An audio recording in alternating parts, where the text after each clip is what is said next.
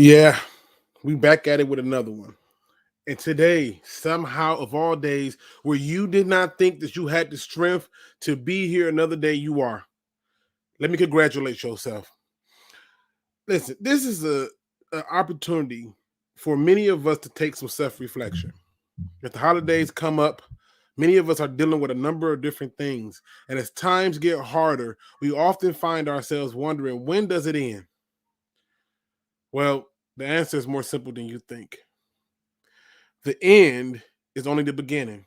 And the best part about being able to survive past the end is to make sure that you are always in a good position mentally, physically, spiritually, emotionally to handle those situations.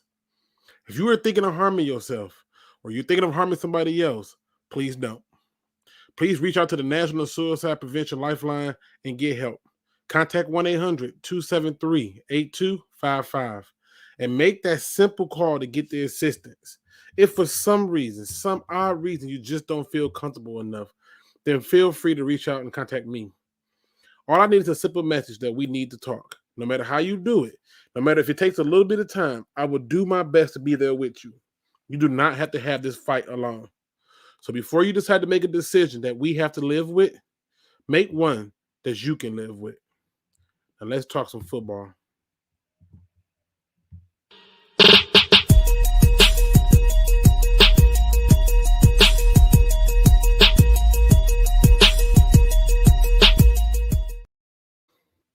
What's going on, Pride Nation? Welcome back to another Field Review podcast show. And as you can see, I am with guest. Now, my guest is running a little bit late, but I'm pretty sure he's going to be here. I'm pretty sure he's going to make it. And if he don't, it's all good. But yeah, I'm running a little bit of a later show just because, I want to make sure I get in some content for the day. Today was especially difficult given the fact that on Fridays, I am so used to hearing the Free for All Friday with Jim. And so it's taken a little bit of a toll on me. However, I'm in a good place. I'm in a very good place. So I decided, you know what? Let's get me somebody on and let's talk some ball and let's do the thing. So we got a lot to cover. Obviously, we're going to talk about the Vikings versus Lions game. We're going to be talking about Dan Campbell. I've seen some claims that I'm curious about. That I think need to be discussed. And then we're also going to just, scatter around a few other things. Most importantly, your questions. Now, people, if I sound nasally, it's because I am. All right. It's 100% because I am. This weather change is kicking my sinuses butt, and I am pushing through it. But let's see who's in the building with me tonight. We got my man Looney Tune, Delusional Lions fan, Forbidden Kingdom, Chrome in the building, Midwest Lion, D. Williams, Chris Cashball, Lion King, 1991 Max Stag, Sky Guy, Buffed Up. This one right here this is one of the ones that's going to be it's just tough. It's a tough moment, so again, it's 100% true. Now I'm pretty sure that Easy is coming. And I want to make sure that, I give him a chance to get up in here because I gotta rip him up. So we got Ghost Gunner in here. What up, though? All right, people. First things first. I gotta ask a question. I literally had to figure this out. And the one thing I want you to think about when I ask this question is how must the Lions proceed? Okay. How must they proceed? Okay. So what I mean by that is just be forward thinking. All right. The Lions obviously are going to play the Vikings on Sunday. My question to you is how do you expect the Lions to attack the Vikings? I want you to think forward. I want you to really put some thought into this, okay? How do you expect the Lions to attack the Vikings to get the win? Because if you are able to tell me that, we can talk about it. If it's something that you need a little bit more time with, totally understand. But the reality is this. The Lions, in my opinion, have a clear-cut game plan to a win. And as much as I would like to act as if though this is not the case, it is 100% the case. So in the chat, how do you expect the Lions to attack the Vikings? For me, it's simple. It's very simple. The Lions need to do what they did in the first game, with the exception of one caveat. Now, you may be saying, Luke, what do you mean do what they did in the first game? They lost the first game. They did, 19-17. But there was one thing that they needed to do in that game, and that was stop the Vikings' run. If the Lions can hold the Vikings' run, and I believe that they can, okay? I believe that they can. They'll get a second shot at Madison, and I believe that this defense is much better than it was when they first played. I believe that the Lions can get the win.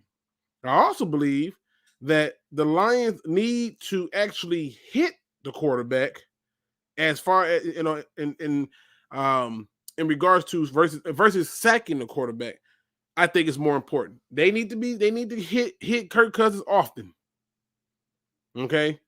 They need to hit Kirk Cousins often. When he drops back, hit him. And I'm not talking about getting sacked. I'm talking about pressure. Have him uncomfortable. Have him thinking about what they're going to do. All right? Because to me, these are clear-cut ways of getting to the promised land. Now, I went back, and I just happened to watch the Vikings last, 2 or 3 games, I want to say it was. And I'm just watching these games, and I'm feeling real good about the games that I'm watching. And I'm thinking, hey, what happened in those Vikings games? You know, what is going on that I may be missing? And it dawned on me.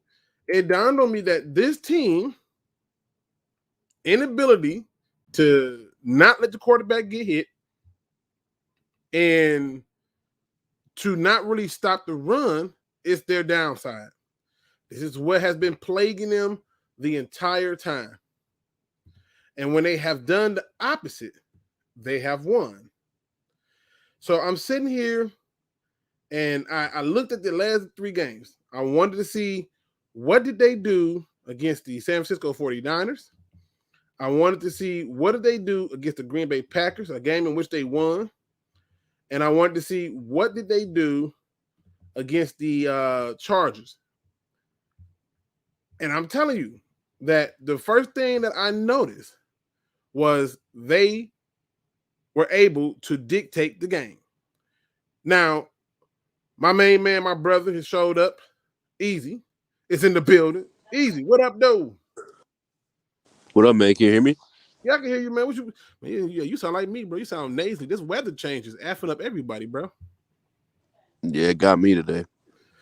Yeah, I'm feeling it a little bit. But you know what? I'm here, bro. If we talking ball, let's talk ball. I'm asking you the same question, though, Easy. We're going to jump right into it. I'm going to ask you the same question I asked the chat. I asked the audience, like 100%. What do you expect the Lions to do in this game to get the win? Like, what must they do? What is the thing that they must do to get the win? Because I've identified some things, but I'm curious to what you think they must do to get the win. Can you hear me? Yep, I hear you. Can you hear me? Luke. I don't know if he can hear me or not. Can y'all hear him in the word? I hear Hello? him. I hear you. Why he can't hear me? Let me see. Can you hear? I feel like I hear you. I definitely hear you. All right, we're having some technical difficulties. All right, let's see. Hold on. Easy, can you hear me? Yeah, I apologize. Someone called me. Hey, man, you know, when you get phone calls, man, you know, you're an important person. This, you know, can I call you later on if it's all right? No, it's not like that. I'm just on the phone, using the phone to hook up, but it's a tough ask. I mean, they've been doing it all season, but the defense got to continue to hold these teams to under 20 points or less. and because we know our offense is going to put up a lot of points, So I mean, I don't know. What are you gonna say? No, I was gonna say, do you feel like the Lions should switch their game plan from week one? Because in my opinion, not week one, but from their first meeting, do you feel like they should switch their game plan? Because in my opinion, I'm like, nope, use the same game plan, simply stop the run the second go around. They were splitting carries. You're obviously going to be coming to the game with no DeAndre Swift, which in my opinion, he should have had the bulk of the carries in that game, but it's okay. And as far as I'm concerned, you got Jamar Jefferson, you got all these other running backs. If ever there's a time for you to split carries but still give us a workhorse, let Jamal Williams be the workhorse, but sprinkle in some carries for those other guys to break loose. You stop the run. I don't see how you take an L here. I mean, I can definitely see the L because we've been seeing it all season. But it's just the thing for me is like last time. I mean, we obviously saw Justin Jefferson get going a little bit, and we also know that he's able to get going almost whenever. So like, I almost feel like an anomaly the fact that he didn't continue to destroy us the first go around. But that's my main thing. Yeah, really is slowing him down and just praying that we're able to score over 20 points for once. Now, I looked at it. I looked at it like this. I said, I went back and I rewatched our original first game. I remember being very upset that they were still doing this split the back stuff, and I'm like, this is trash. But even when I looked at that game, and then we look at the stats here, I've come to the same conclusion that if you stop Madison on half of them damn runs, they didn't do much. This, to me, was too many passes for him. Okay, I mean, 5.8 yards is disgusting. I saw another stat today that I was curious. I was really curious, and I saw another stat. And you know what that stat was? It was a stat of Tyler Haneke, and his numbers are very similar to Jared Goff. And I'm like, so what are they doing different with Tyler that we're not doing? And then I'm like, oh, they're running the ball. They're giving the ball to Gibson. They're asking him to make a few passes, and he does it. And his numbers are very similar to Goff's. I just think with the game plan they came out here, where, again, I hate that it's only 13 carries here. He should be roughly around 18 to 20 carries, in my opinion, in this particular game. And then you sprinkle in whoever else is going to be sprinkled in. But this is what I'm worried about.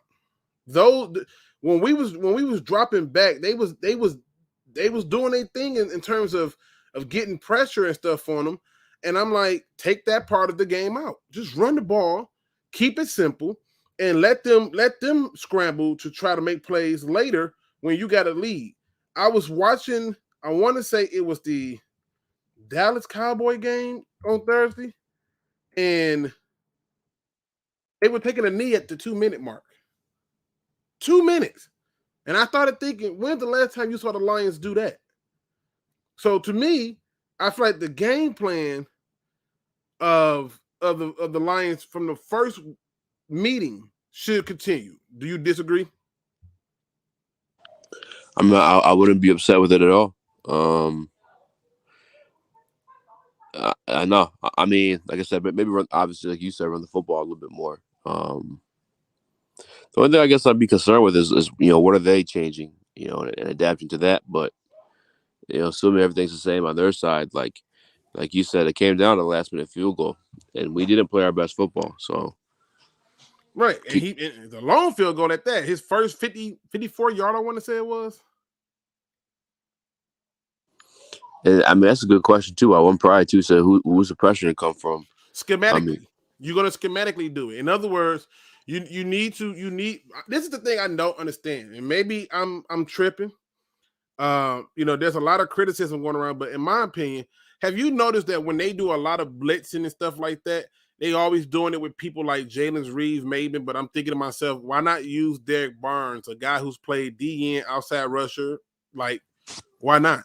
And I think they're going to have to this week, or at least we'll see a little bit of it because, he's going to have to start this week because Reeves maybe was out this week or Thursday, wasn't he? I thought I saw that they said that he was questionable. So I haven't seen anything that said that he's out defensively. But if he is, great. Blitz the other guy. Like when I sit there and I watch the Cowboys, everybody want to talk about how we made a mistake and took Sewell, and I'm like, they just blitzed Parsons. And I watched a play where Parsons had a what should have been a surefire tackle, and the receiver just ran right past him. And I'm like, oh, okay. So, but I mean, schematically, you gotta scheme up the blitz, in my opinion. Who got him? Because you got the stats right there. You mind scrolling down and see who got him the first game? What you mean? For what? You said what, one more time? I said, what you mean? You said, do I got the stats for the first game? You talking about this one right now on the screen? Yeah. Yeah, that's the first game. You got the defensive side though, like the defensive stats. Oh yeah, 100%. I could definitely do that. Here, let me get on down here. Let's get on down here. I mean, obviously Tracy Walker, Amani was in the building, but one of my promises is this: when you see safeties as your leading tackler, it's not good. That's not a good sign. That means they're running damn football. And the same thing with them. You see Harrison was their top tackler as well, so you know that that's not good. But when your second leading tackler is the cornerback, Jesus, so by the time we get down to a damn linebacker, he's the fourth highest person on here. But they have to give him opportunities to get home. They have to. So to me, you don't want to set yourself up in a position to where you're now forcing something that don't need to be forced. Right? Like, in other words, where you're like, oh, I need to play hard because we're coming from behind. It's like, I'm sick of this. I'm sick of seeing that part of it. But I'm just saying, to me, they need to keep the same game plan. Don't change nothing. Just limit the run of Madison. That's how I see it. Like if you were the Detroit Lions game planner and you had to plan a game, how are you doing it? And for anyone wondering too, I put on Twitter again. I don't know if you saw this last week, but I said, if the Detroit Lions win, I'll pay someone to retweet us $50. So I feel safe in doing the same thing this week, man, because the other thing that scares me is Justin Jefferson, because when those guys get going, they're tough to stop. Those receivers. I don't know if like first go around, if it's an anomaly. I mean, obviously Aaron Glenn's been doing it, pretty well all season, slowing teams down. And truthfully, we don't even know how the hell he's doing it. It's crazy, actually. It's really admirable, and I just hope we're able to get him some true chess pieces to play with next year. Maybe this defense can start scoring some touchdowns for us. Yeah, and I agree with Don Bird. Barnes he's in and out of the lineup too much, in my opinion. Like, I don't know how. Like, people don't realize in sports you get better with rhythm. I mean, I hate to use the analogy. It's the same thing with most things in life. I remember the very first time I played Mike Tyson Punch-Out, bro. I couldn't get past the first dude. He was supposed to be easy. But after a few knockouts on my end, I finally figured out that, you know what? All I have to really do is basically work on my craft. And I got better at it. Then I discovered some other games that I'm not going to name that makes me want to rage right now. But I'm telling you, with practice, you get better. Like, dude, I got a game right now that I still play on PS3 that I get so freaking mad at because it took me so long. It's called The Last Guy. You're literally running around. It's a top scroll game. You're running around trying to collect as many people and get them to a safe zone before monsters get to you and them. And it's all time. And it's a freaking headache. And in the game that I used to play back in the day that I rage on, even thinking about right now, is Ninja Gaiden. I freaking do not understand who just wakes up and decide to make a game this difficult. There's no reason for this. There's no reason. I've had nightmares about Ninja Gaiden. I've been in class and the teachers ask math problems and I'm like, hit ABA quick. Like it's hard out here these streets. But I'm just saying that you can't get into a rhythm if you're not in the game. Also, I got to talk about this because somebody posted in the Discord, and I had to talk about it. Mike Valenti and his, I'm not even gonna say it's a co-host. I don't know what to call these people that they give to talk with him, but they believe that if Dan Campbell don't win the game, he should be fired. What say you, Easy? Wow, that's a bit extreme. I mean, they believe it. They believe that if Dan Campbell don't win the game, he should be fired. They also admit that at least the one guy, what's his name, Rico, who is nothing more than a new Terry Foster, in my opinion, but that's just another story. No backbone, don't know how to have a view of his own, just agree to everything. You remember Little Rascals when they had the little kid named on there? No matter what you said, he just Hey, you leave Uncle T alone. I'm sorry. I'm sorry, Terry. I'm sorry. But the truth is, just that's what they did. I watched it I literally listened to it for years. And when they Terry won, disagree. Heart problems dealing with that man. I could believe it because he's ridiculous. But it's one of them things where that's extreme, bro. That's extreme. I can't. Is there a time? Has that ever happened? Guy gets fired mid-season of his first season. Well, we've had history of that happening before, or more like they quit. Like Nick Saban quit. Was it Brian Kelly or Chip Kelly? One of them Kellys quit. That was Petrino. I want to say it was. It was one of them people. They quit. But no, they're saying that if he don't win a single game this season, if he go 0-16-1, he should be fired. There's no way you can bring him back. Oh, okay. I thought you were saying like if he loses this game, he should be fired.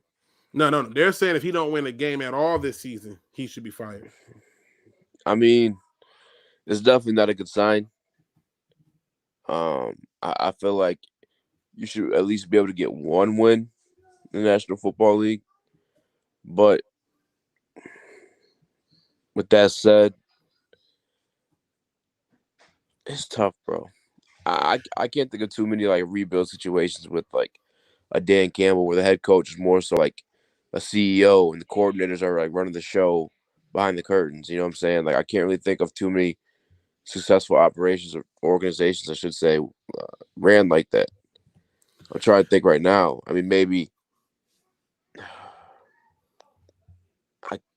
nothing at the top of my head right now. I think of like it was ran the way the Detroit Lions just had to run right now.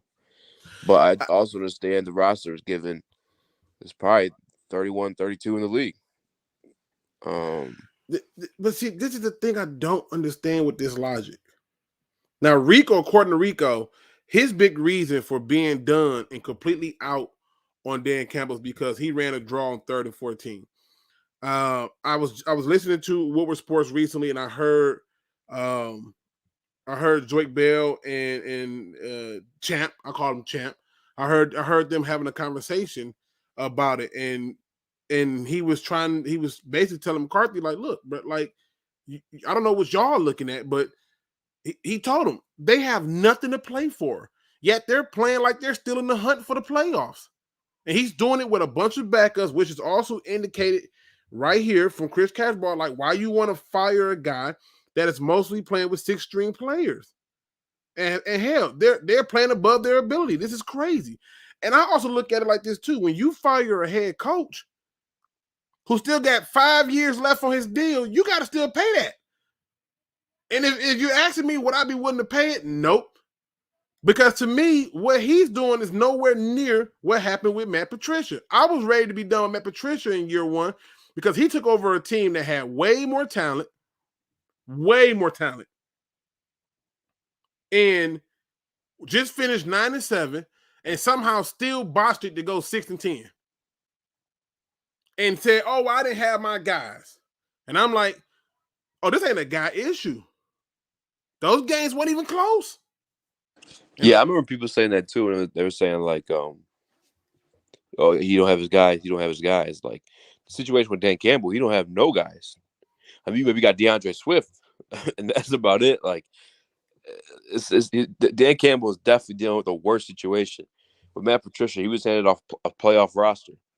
That's not the scenario with Dan Campbell. You know what I'm saying? Right. Plus, you also got to see with Dan Campbell, you have opportunities that you didn't have. Like, for example, to me, it's a myth. When people say the play calling has gotten worse under Dan Campbell, I'm like, what the hell are y'all talking about? You know, you got some people who was like, look at him, man. He just does this. He's so conservative. When is he going to get back aggressive? Why? He stopped being aggressive because y'all was critical of him being aggressive. Every single thing that he did, y'all was critical. Well, I was thinking back too, like, having Cephas really was kind of a difference maker for, I feel like, Goff. Like, we've seen him go down the field more, and I've been like a harsh critic of Goff, and I still am. I'm not giving him no band-aids to anything the way he's performing, but I look back at the Green Bay game. Cephas was going dumb. He had a deep pass to Hockenson that same game. So it was like, maybe some of this blame is still on the bit of the receiving core, but I don't know, man. Everyone right now is working with a lot of nothing. And what's most impressive to me is Aaron Glenn. Like, honestly, Luke, if they do that, which I don't think is the right move. I'm not on that side of the aisle on that one, but nobody should be, because that's the problem with the Lions. We continually hit the reset button before we even get a chance to get anything going. You hit the reset, like, don't get me wrong. In 4 years with Caldwell, I'm like, listen, I want more. I never was excited about the Patricia pick to begin with because I've known the history of the Patriots. Not too many people come out of there and do well. So I'm like, why would you go and get this guy? That was a buddy deal, right? The thing I was going to say, though, is like, if they do end up doing it, Aaron Glenn, that's the one bright side of this coaching staff, like, that's undisputable all damn season. He got flaws too. For sure, he's got flaws, but I'm saying, like, if yeah. we want to, if that's like if that's what people want to do, and I guess appeasing it to what you're saying too, like, hey, there's still some positives here.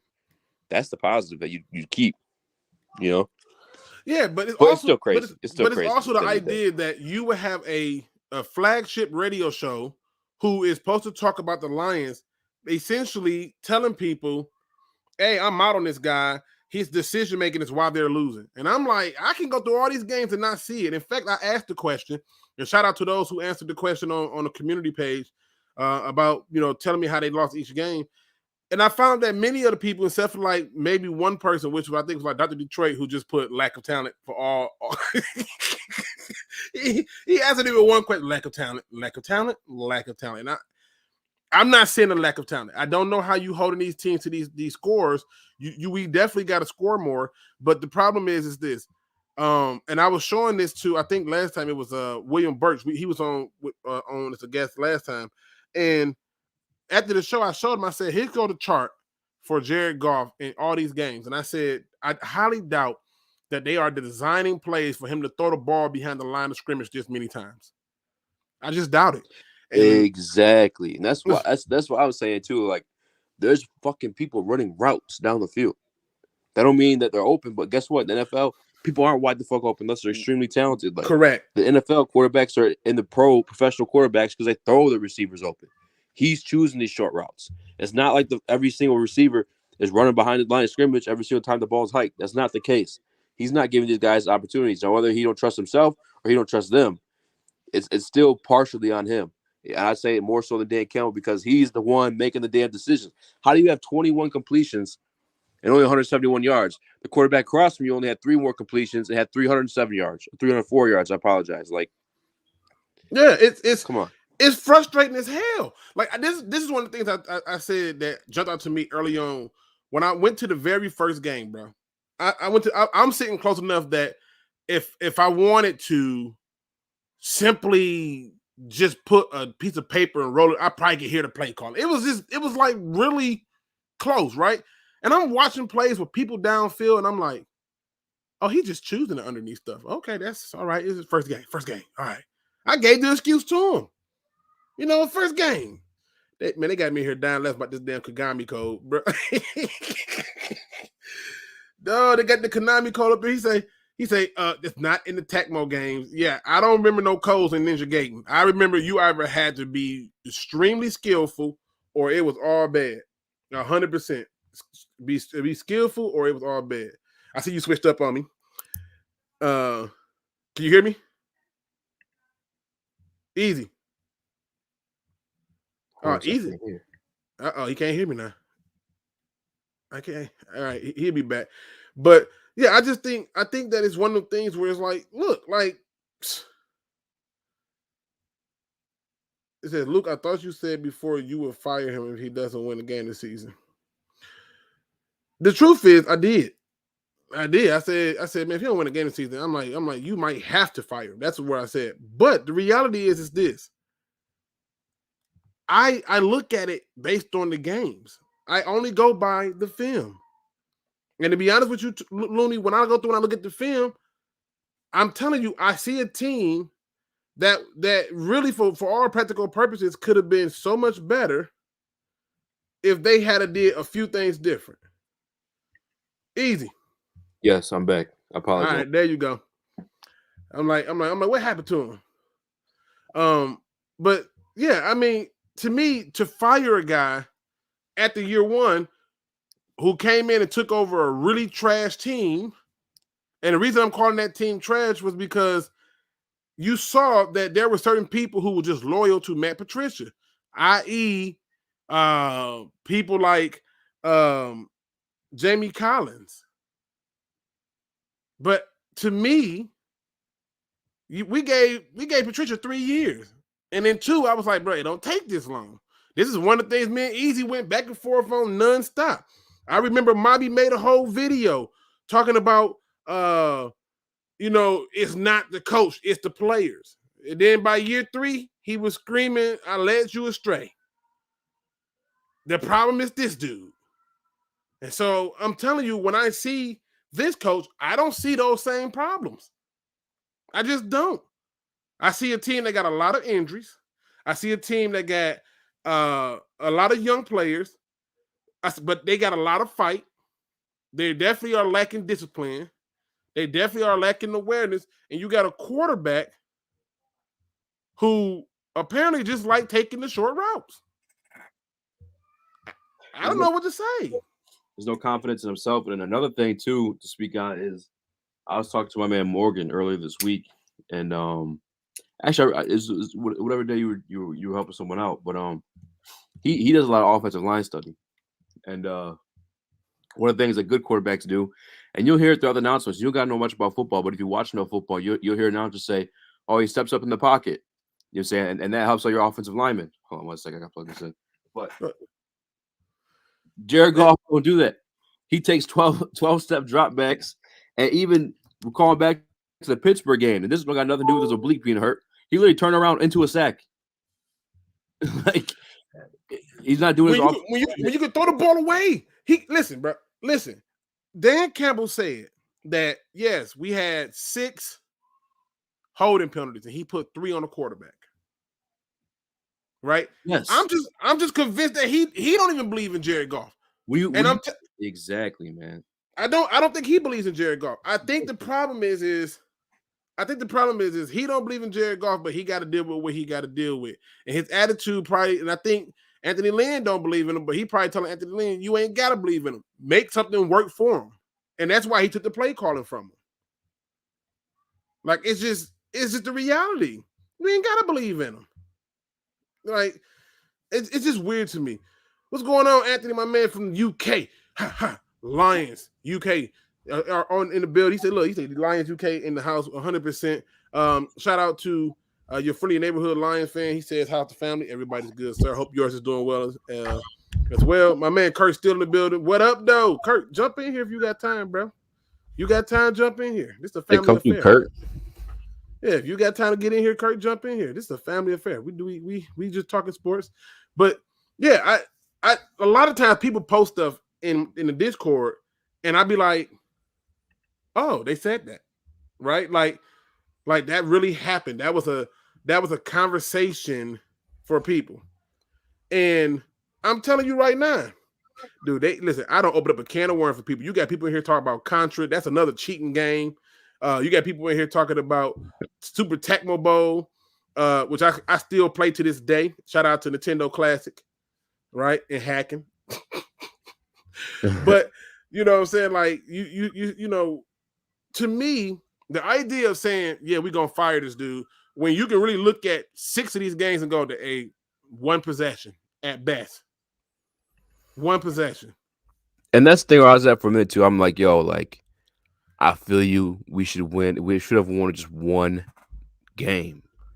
But he's really just like not working with a lot at all. On top of injuries, but just not working with a lot from the beginning.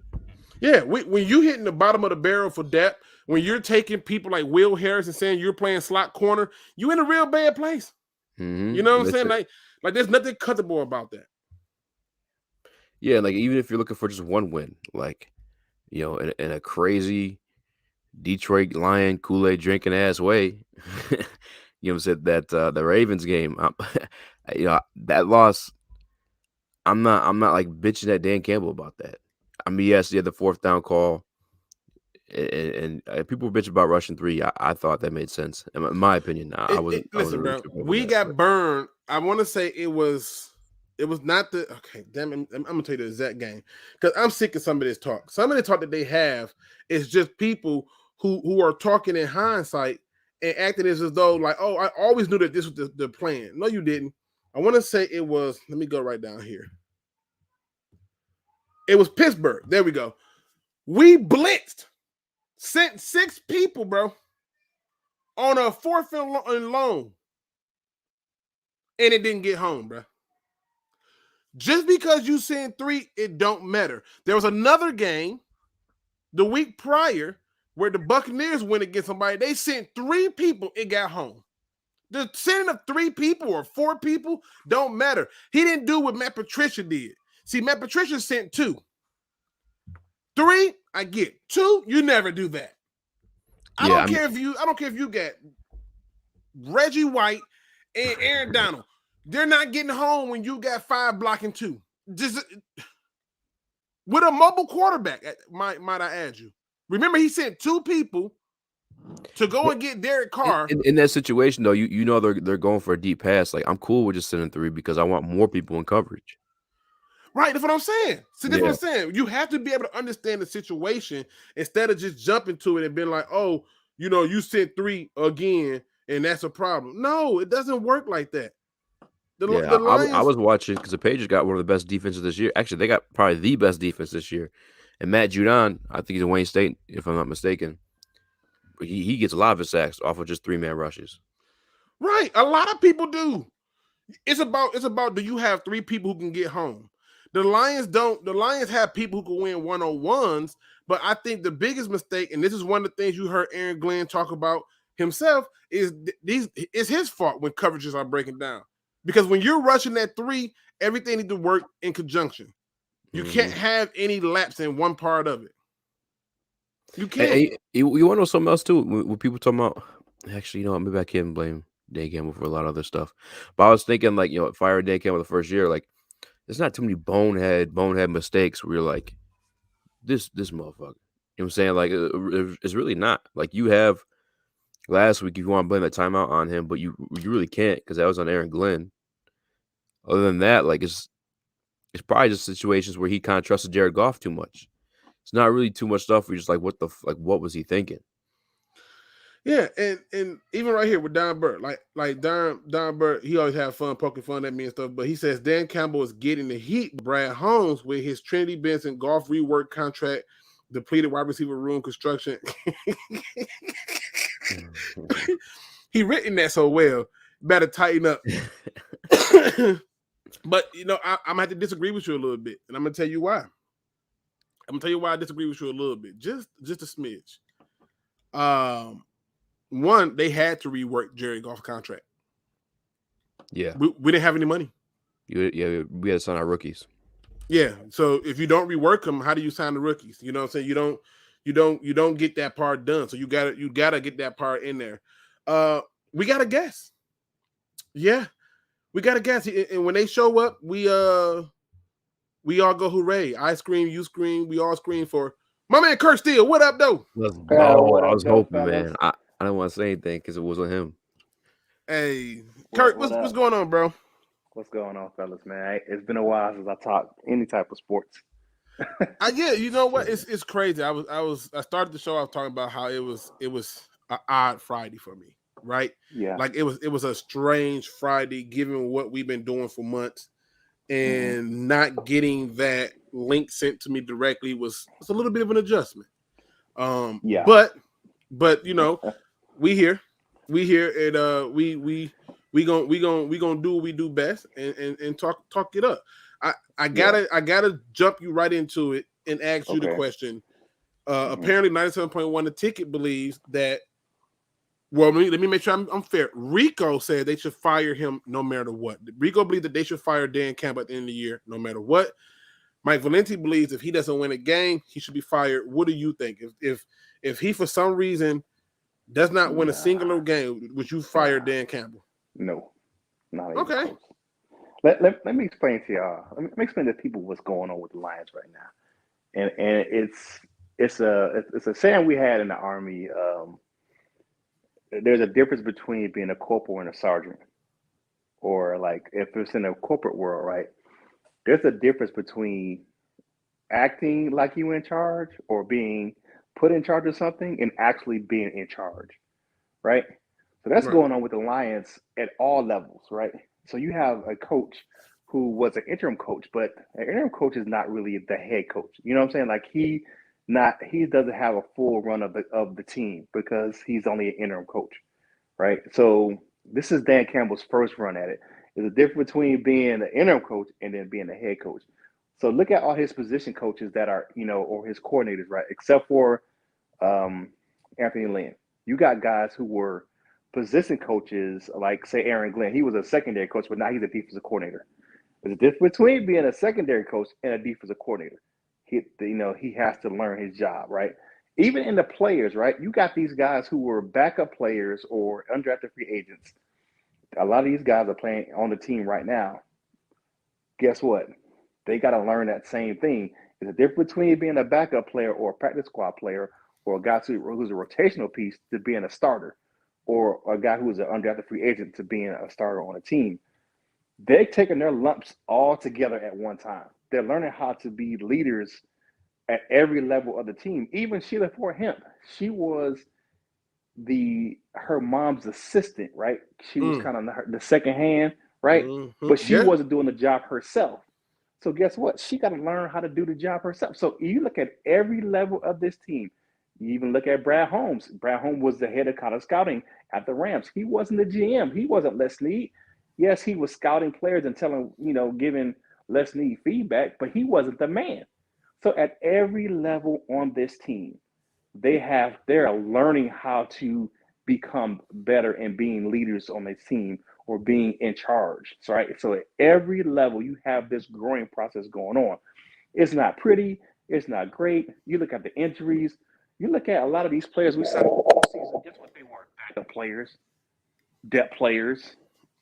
Anzalone, a depth player. He wasn't a starting middle linebacker in New Orleans. Was not. You know what I'm saying? But guess what? He's got to learn how to be that in Detroit.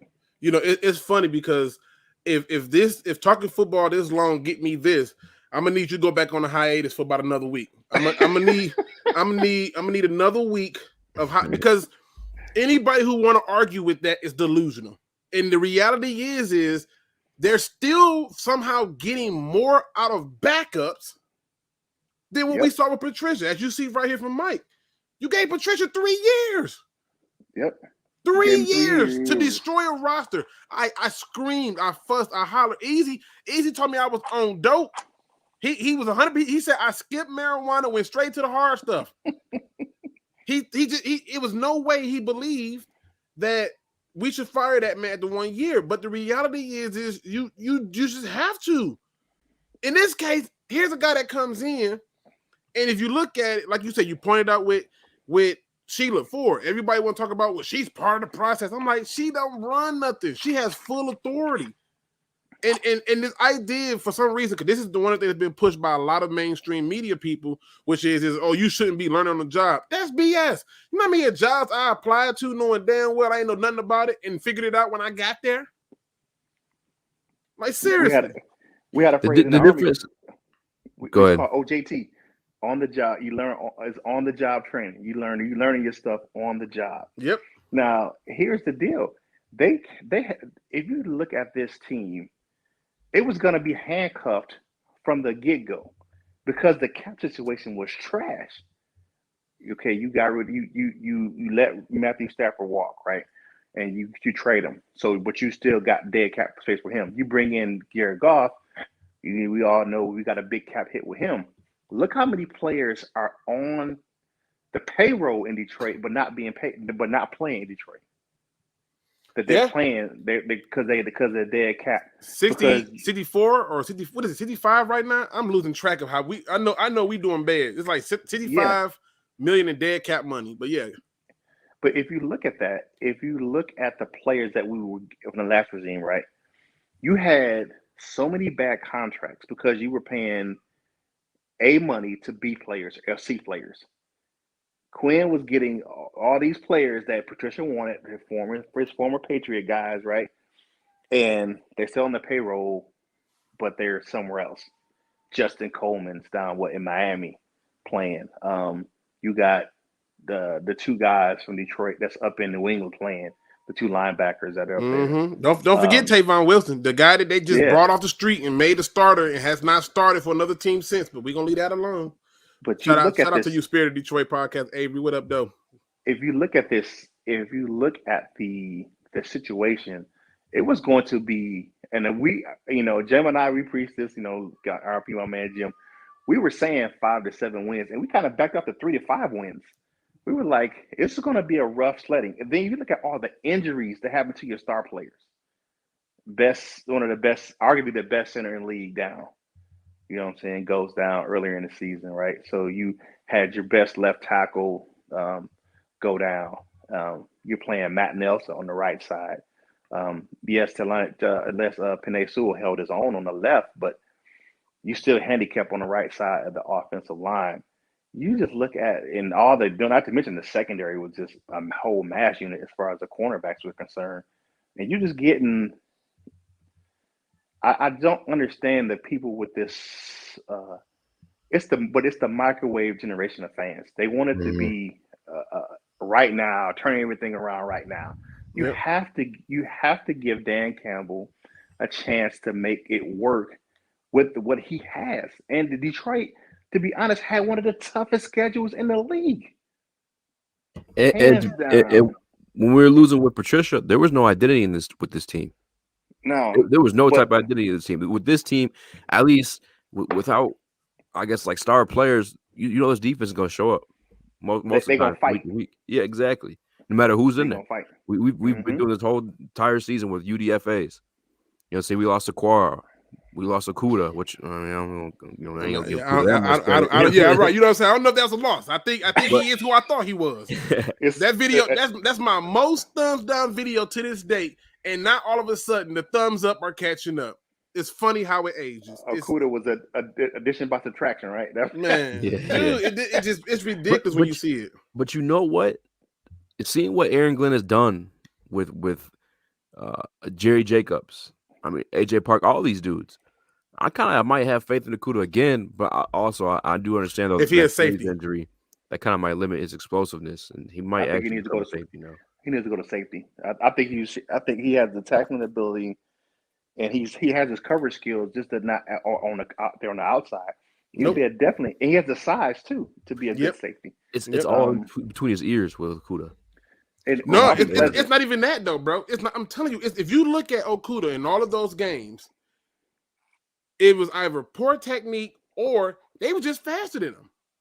Yeah, he just made a lot of bonehead mistakes. So remember in Pittsburgh, it's a preseason game, but he jumped up thinking he was going to make a play. It was just a bad call. He did the same thing in game 1 against the 49ers. Mm-hmm. And you see it too often. Hell, he pulled that damn ACL. It's tough the Achilles tendon. When to be fair, in his defense, and I admit, I've been the apologist and defender of Okuda, but it's tough to say too often when he hasn't even played a full 16-game season yet. You know what I'm saying? This is still only year 2. Right. He shouldn't even been in the lineup last year. He should have missed half the season last year, where he should have had the surgery and sat out the first half of the season last year. But they talked him in and they pushed him out there before he was ready. Just the poor leadership of Quin, Tricia, to guard the ones. Now Everyone according to was Mike, winning, we too. can't call him. We got to call him. We can't call him Trisha. He's Trasher. It's Trasher. Trasher. That is It's is absolutely correct. Yeah, stop calling him Trisha. It's Trasher. You got to get his name right. Trash. I don't know which words, Tresha or Kesha. They all bad. But let me shift gears a little bit, because there was another thing that jumped out to me this week that I found ironic, and it was a conversation that they had with Anthony Lynn, and it's clear that to me, it's clear to my people in UK that Anthony Lynn is out the door, but the question becomes, if Anthony Lynn is out the door, who really should be the Lions' next offensive coordinator? And to me, I got the perfect answer. Y'all ain't gotta like it, but I got the perfect answer. That crazy ass shit. I already know. I got two people. Don't judge me. Okay. I got who? Matt Nagy. Even Vale would cuss me out for saying that. Okay, don't you're trying to get my credibility destroyed with that statement. It's not going to happen. I'd rather have a Matt Nagy than one of the people I'm sure you're about to say. You want to hear what I'm gonna say first? Mm-hmm. Skip over the JG guy. Let me get this other dude. All right. So the second dude that I've been staring this person down for the longest, and I said, you know what? They really need to make him the coordinator, and it makes so much sense. Nick is Fairley, the offensive line coach. Oh, Hank Fraley. Hank Fraley. And the reason I say him is because two things. One, he already got the offensive line together. That's one. But you lost a lot of key components and maintained the offensive line. And from what I've been reading and getting information on, he's been the sole purpose that you're seeing these adjustments in the offensive line and the change in game plan for how they're going to attack teams. He's the one that's calling that stuff. And I know he ain't had no play calling duties. I know some people want Deuce to get the job. I know some people want Antoine Randall to get the jobs. I've even heard one person say Brunel. But the reality is this. If you don't get a job to Fraley, he's gone. There's no way you can keep doing what you're doing. You lost Frank Ragnow, put in me, Easy, and Curt, and still got production. You gone, bro. You gonna get a chance. And I'm just saying, if y'all only knew how many people was on this team that we didn't give the opportunity to, that was in-house. Sometimes you got to retain the people you got. And if you asking me, I would make him the coordinator. Now, if he just rejected, that's fine. I would go and get Jason Garrett. This just the truth. The guy that got fired for the Giants, right? Yep. And you know why? You know why he got fired for the Giants? Why so? Because they couldn't keep Barkley healthy, and the offensive line couldn't block a damn thing. That's why. And he ended up having to rely on a guy who literally can run fast, but if he runs too fast, he's going to trip over his own 2 feet and fall over. Don't believe me? It's on tape. Yeah, it's on tape. You know what I'm saying? In Kurt's voice when they ask you for your explanation for Jason Garrett. What's my explanation for? No, I don't want to hear no argument for Jason Garrett. That's an absolute no from over here. Okay, well, all right. We start with you. Who do you think should be the offensive coordinator? Because if Lynn is leaving, you got to also understand this: whoever come in here had to be prepared to have to adjust and create something for Jared Goff. They have to. And if you're talking about going out and getting somebody new with a fresh head, or anything like that, I do not know if you're going to get somebody who's willing to say, I'm going to come in and hedge my job on that. You got to look in-house. And if you're going to look outside, you got to find somebody who has something to prove, who understands that, hey, I got one down year with this guy. So the question is, who do you add? Somebody got to do it. Ooh, did they ever make Kellen Moore an offensive coordinator? Is he currently OC in yes, Dallas? he's been at he's in Dallas. He ain't going nowhere because they're planning on making him a head coach eventually. So you ain't getting Kellen Moore. When you had Kellen Moore here, and we as fans were screaming, "Hey, keep him," because he's smart. You didn't. So you know who I would take? I would take. And if you say Artus Penner with Mike, I'm you say who? No. What were you saying? I said, if you say Artus Penner like Mike, I'm gonna have to kick you out. You cannot get Artus Penner the job. There's no way. I'm gonna have to look up who that is, but I don't know anyone by names. But I want to see someone from that Ravens organization. Why? Maybe why? Yeah, why? Look at the decimated injuries they've had. Right, and John Harbaugh is the reason that's been adjusted. It's all him. He's the adjustment. The thing that people are complaining about is him who the adjustment. Now, Mike says, what about Peyton Manning? I don't think Peyton Manning wants a coaching job. I think he wants a front office. Peyton Manning, he wants to be in the front office. He wants to do it Elway. He wants to be like a GM or be in like an ownership type of deal. Yeah, I think he wants that front office stuff. You look into it too. Greg Roman's our offensive coordinator. That's a big run heavy guy. And obviously that's what the Ravens are, but I'm not looking for that though. I'm not looking for a guy who's either run heavy or pass heavy. No, I want a guy that's run heavy, especially given our offensive line. But I mean, someone from there. I mean, I have no specific names. I know a lot of people have been commenting on my videos. The quarterback coach for the Buffalo Bills, because there's no one's gonna take a lateral hire to come here. I don't know. It's gonna be hard to get a lateral hire, and that's my problem. You see the dilemma with at least with Jason Garrett. No. Listen, then you said it yourself. Nobody is taking a lateral hire to come here. Who? Think about this. What person that you're going to get that's on somebody's staff that's a coordinator that's going to leave their team and come here to be the coordinator, knowing that once you come here and you coach and you don't work, you never get a job anywhere else? Who doing that? Say it one more time. If you are, let's say you are the pass game coordinator for the Tampa Bay Buccaneers, right? And the Lions come and call and say, "Hey, right now, you're the pass game coordinator. We want you to be our offensive coordinator." And you look at the history of coaches who have coached in Detroit and left. Coaches, our offensive coordinators and all that stuff like that. They've gone on to continue to be coordinators. They've gone on to get other jobs, but they've gone on to be fired in the first year. I'll bring back Scott Linehan. What? Yeah. Scott Linehan. No, wait. Hold on, easy. See, this then he went to Dallas, had that offense popping too. Kurt, you see this every show. I think Easy tries to get my blood pressure up on purpose. Linehan wasn't a bad offensive coordinator. Wait a minute. He just scalded my black butt for saying Jason Garrett, a guy who I can literally show in real time has improved the offense. Right? You can't show nothing about no Jason Garrett improving shit. What do you mean? Oh, I can't? Hell no, you can't. You can show Tony Romo taking the helms. You can show T.O. joining that offense. So it's all Tony Romo. It's all Tony Romo. Who called the plays for Tony Romo and Terrell Owens? Did they call it themselves? Were they out there just playing backyard football with the stick in the dirt, drawing it up? Luke, are they good football players? So you're gonna answer a question with a question. All right, we got the first win. Let's go to the next one. How did you scald me, Kurt? How does he scald me for saying Jason Garrett and say bring back Scott Linehan? Jason Garrett had fucking tier A, Hall of Fame talent, and never fucking did dick with it. But okay, let me say this easy.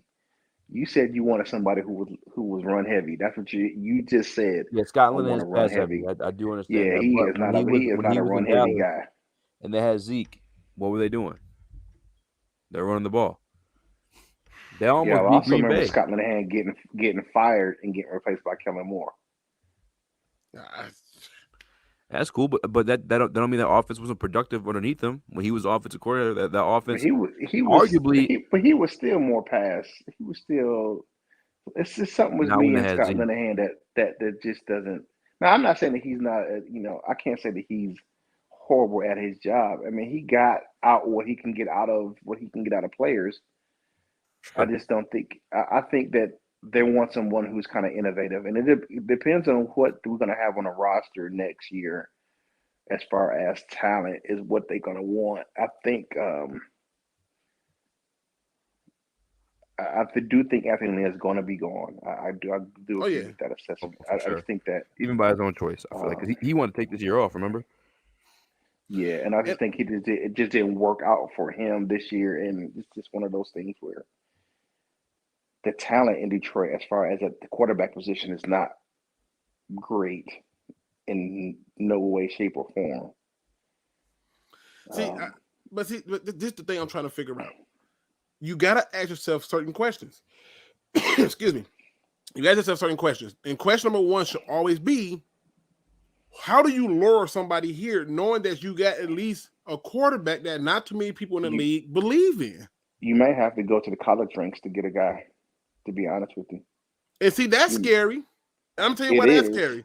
Because we see right now the college guys over there in Carolina is, they got those guys. Yeah, they got a few plays that remember when everybody lost their mind, like Lions fans, like, oh my God, they got the pass game coordinator from LSU. Well, it's just, they got a lot of talent over there. It's just not working. People figure it out real fast. What up, though, Nomis? Yeah. I live down the street. Oh well, I live a couple hours from Charlotte, so I got the lowdown on Matt Rule, the company that being in Carolina. Man, listen, I'm not that impressed with Matt Rule. Who is though? Yeah, like you went out and was like, yeah, Cam Newton, that's the answer. You know what the biggest? One of the biggest issues that's not getting talked about in Carolina is? What's that? Is that they have a player that they rely on that's not reliable. He can't stay healthy. Christian McCaffrey. Yeah. He cannot stay healthy, and that they don't. That's not a big. That should be a bigger story. Well, I think it is a story, but you know why it's not a bigger story by mainstream media? Because which is something I've been preaching for years. We continue to undervalue the running back position. Yep. And when you look at the teams who succeed, the running back position is why. The Colts ain't out here just rattling off wins and keeping it close because of Carson Wentz. Stop these lies. I've seen people blame Matthew Stafford like he threw a pick six, and I'm like, the receiver stopped the route and they're not running the ball. I don't know why McVay. And then Rodney Harrison comes out and say Stafford is messing up because of McVay. He's not calling plays and putting them in position to do certain things. And I'm just looking at all these different teams who are having success because they're running the ball. And we keep undervaluing that position. When I grew up, the most valuable position was running back. How do you know? Yep. Start from the beginning. You can go from Jim Brown to Sayers, from Sayers to Walter Payton, from Walter Payton to keep going down the list. By the time you get to Emmett and Barry, it just keeps happening. And it was because we value those. You had so many good running backs who changed the dynamics of games, and we just keep undervaluing them as if though the quarterback is the savior. But we have all these great quarterbacks who ain't done diddly squat. To be honest with you, Tom Brady wasn't great in the playoffs last year. It was Leonard Fournette. Man, and the running game was carrying that. Even if you look at the game on Sunday against the Colts, Leonard Fournette carried the Bucs, and then in the second half it was Jonathan Taylor who carried the Colts. I mean, right. I have to agree with you on that. And if you look at and Jason Garrett don't enter that conversation. I'm gonna tell you why he do. Because even when Jason Garrett was the offensive coordinator and head coach for the Dallas Cowboys and they were getting to the playoffs, he came out with the right idea of running the ball in the playoffs. And when he had to throw it with Romo did what Romo do. He throw an interception. He fumbles, or Romo was turning the ball over. Hell, I went to a game where we were down big, had no thoughts that we was gonna come back, and he threw enough interceptions for us to get back in it. So I'm just telling you that if you go through the history, most of those teams who are winning, i.e. the New York Giants, because they ran the ball, and if you look at this, the teams who are doing well in the month of November on out, they're running the ball. Hell, the Packers ain't even asking Aaron Rodgers to do much with a broke toe because they can just hand it off to the running backs. I mean, Aaron Rodgers still doing the damn thing. I'm just saying. I'm just saying. I think it's most likely going to be Deuce Staley. There was a name out there that I thought of, but there's no way in hell it happened just because of every reason that Deuce Staley left Philadelphia, though. You got Timmy? Pearson. Yeah. Doug Pearson as offensive coordinator. Oh my God, I would love that actually. Looking back on what he did with Nick Foles, Carson Wentz, who obviously we all know on this panel that they're not top tier talent. You know what I'm saying? Like Doug Pearson would be great, but Deuce Staley left Philly specifically because he wasn't, promoted to offensive coordinator. He felt like disrespected or like Philly was as an organization a certain type of way. I don't know if you guys remember all that, but Mike out here hating to my Tiger King for offensive coordinator. He know damn well we team Carol Bassins over here. All right. Listen, that lady is hilarious to me. That whole entire show I find intriguing, and I do not know why. But the reality is this. Let's be honest. The Lions is clearly going to move on from one Mr. Anthony Lynn. Anthony Lynn, in my opinion, didn't fail. I think that when you come in and you have other people who have a voice louder than you that's telling you how to do your job, that's a problem. That's a problem. Carol Baskins actually is like clever and maniacal. Like she might be a good offensive coordinator. I ain't gonna lie. Carol did it. Everybody convinced that she did it. Y'all, she got away with it. So like she might be, you know what I'm saying? Like a couple little QB sneaks. You know what I'm saying? Just a couple of them. Just a couple. Like let me switch it up a little bit more because, like I said, and Kurt, I asked this question earlier, but I'm finna switch gears a little bit because it. No, you know what? I'm gonna go to the next question. At this point, the Lions have already released people like Deshaun Hen. If the Lions lose on Sunday, who should be the next players on the chopping block? Just like, we don't need you no more. It's been fun. Who should be those players? Just talk draft, Luke. Come on now. It'll never happen. Give the people what they want. It'll never happen. Because you know why? If I start talking draft now, people are going to really get mad because I'm telling you, I'm already seeing nonsense that don't make sense. I'm seeing people like you know what? I'll ask this question. Why is it every damn year, Lions fans want at least 2 players from the University of Michigan? Nobody said they want players from Michigan State. Nobody want players from Central Michigan.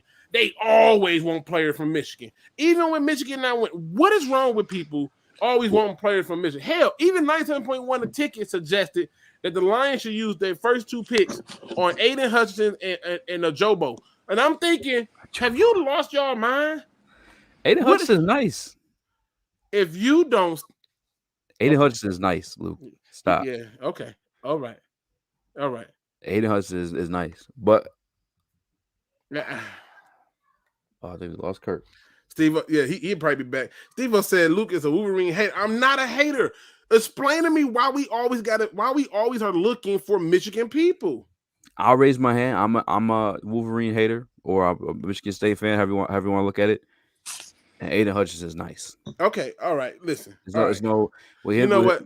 We discussed, and you know, Luke. I'm gonna say one more thing, real quick, because I was speaking with you, and I was like, "Yeah, I'm not so sure about Kayvon Thibodeau." You know what I'm saying? And you were agree. After watching Parsons last night, I might be down for some Kayvon Thibodeau.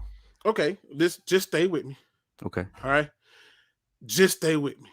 Oh, wait a minute, y'all. Hold on. Let me go back. This might be interesting. Would you take Charlie Batch as offensive coordinator? What's he doing right now? I know he was. I think he was. I think he was in Pittsburgh for a little bit, wasn't he? He was in Pittsburgh, but I think he's been up at Eastern Michigan lately, if I'm not mistaken, doing some stuff up in Eastern Michigan.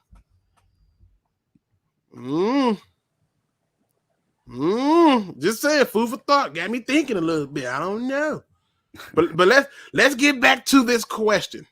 All right.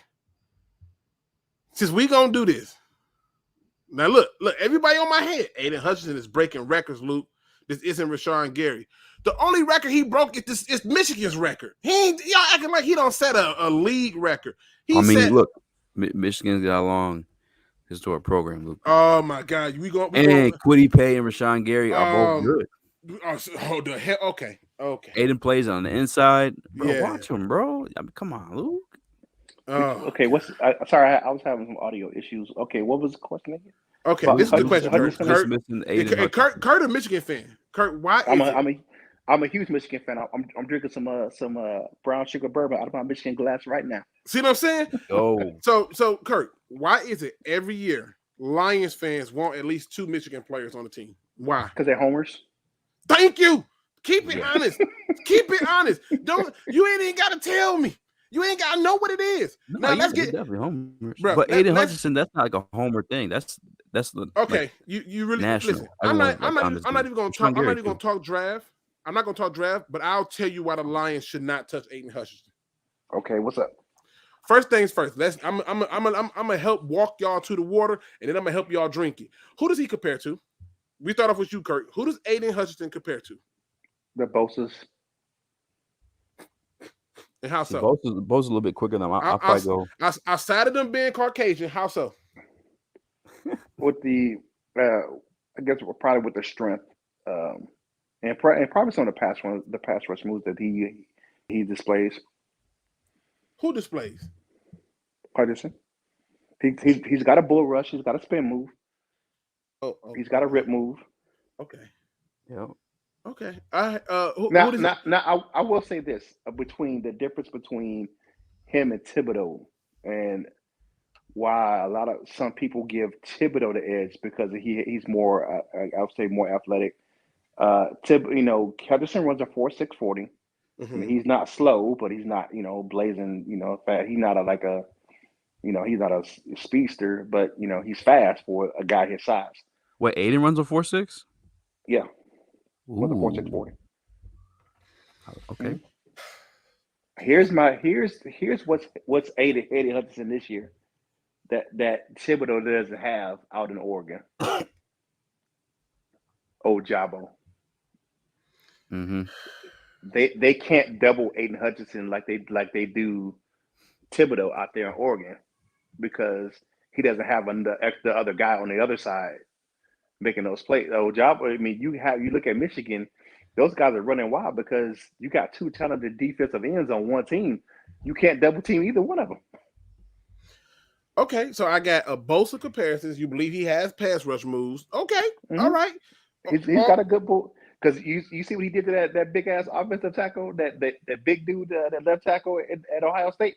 Put him on his back with a bull rush. Oh my god! Oh my! Yep. Stop drinking that bourbon, Curt. Put the bourbon down. They got like 5-star talent over there, right? Who? We got one of their offensive tackles right now, I believe, like Taylor or Daylor Tecker or something like that. Mm-hmm. Taylor Decker. Yeah, something like that.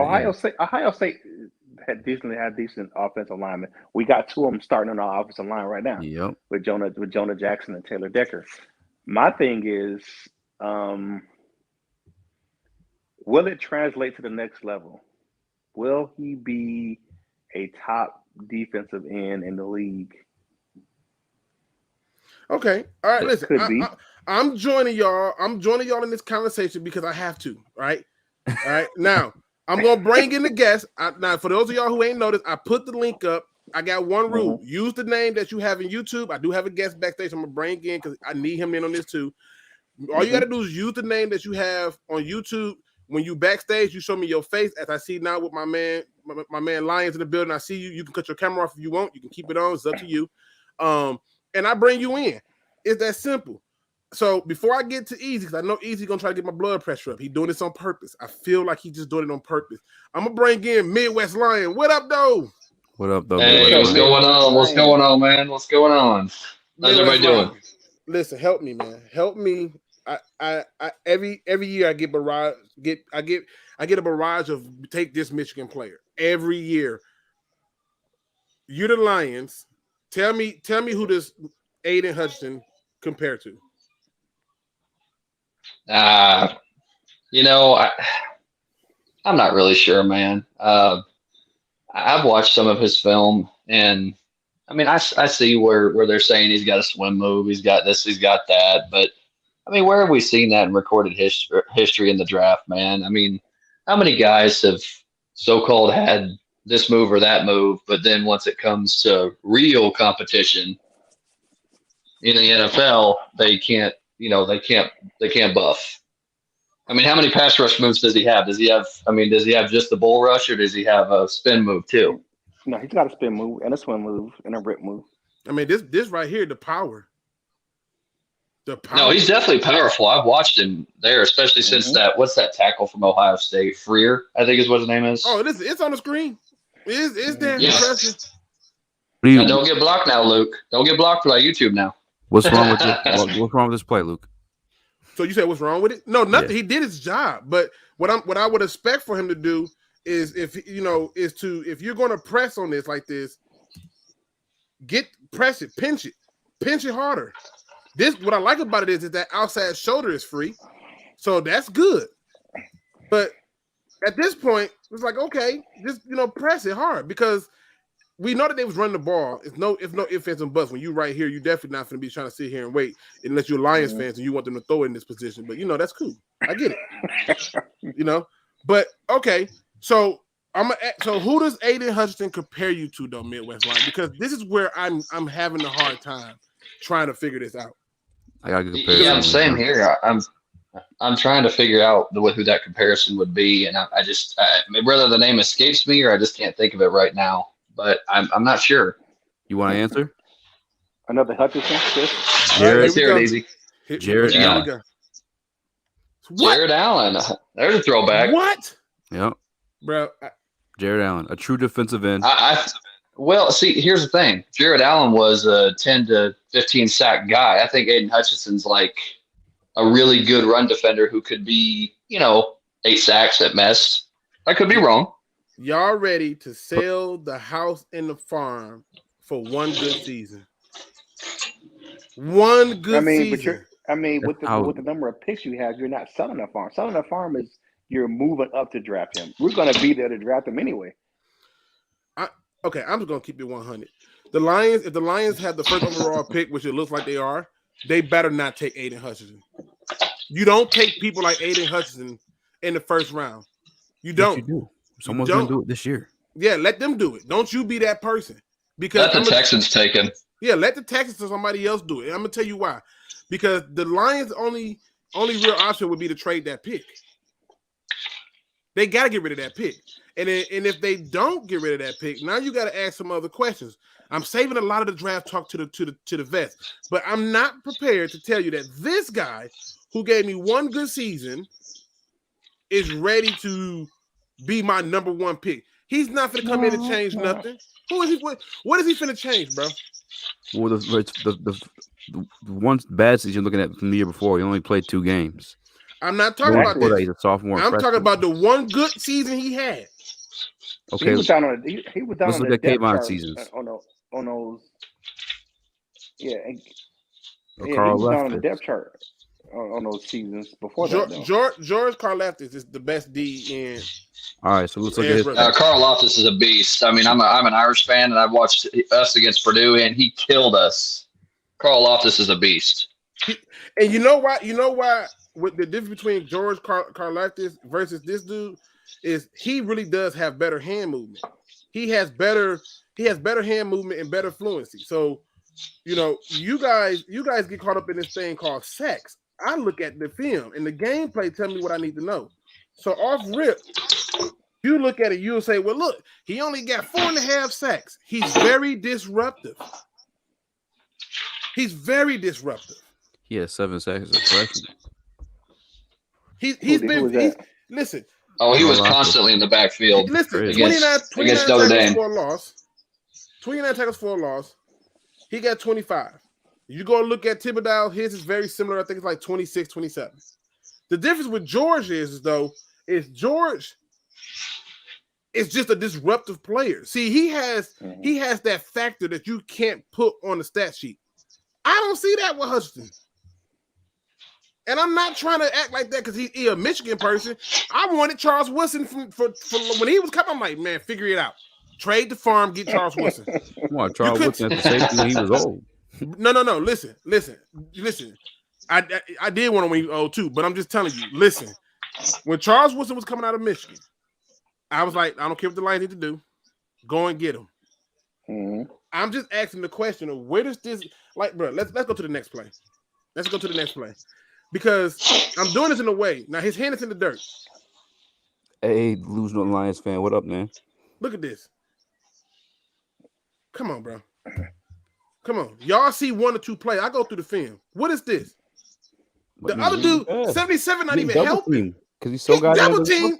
Show me, coach. Show me. Where's the double team at? He's literally patting the arm. Attaboy. Listen, bro. Listen. It's 2 guys. I'm not going to get between them. Let me try to play his pass. Let me try to tip it. Mm-hmm.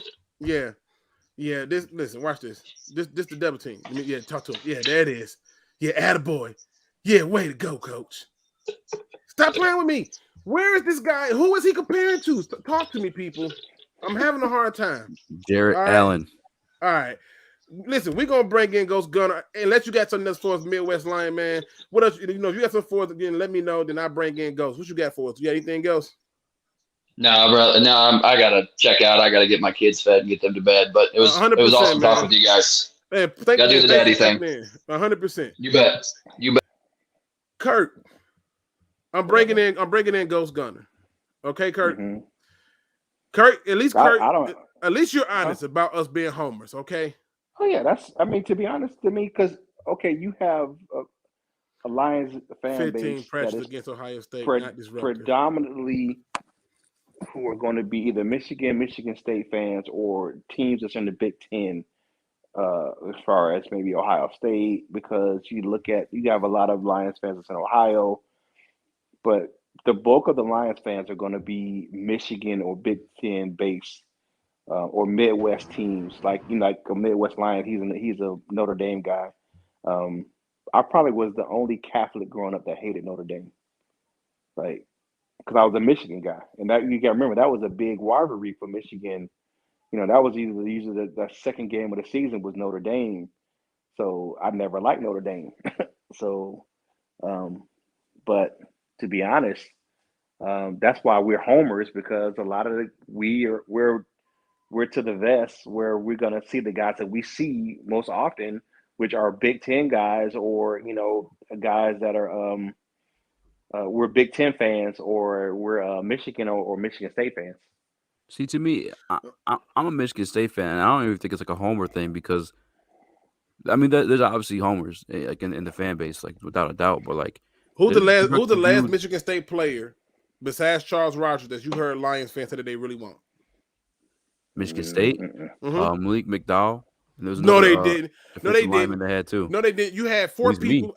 You had four people, and I can name them. I'm just telling you the truth. Let me bring in Ghost Gunner, man.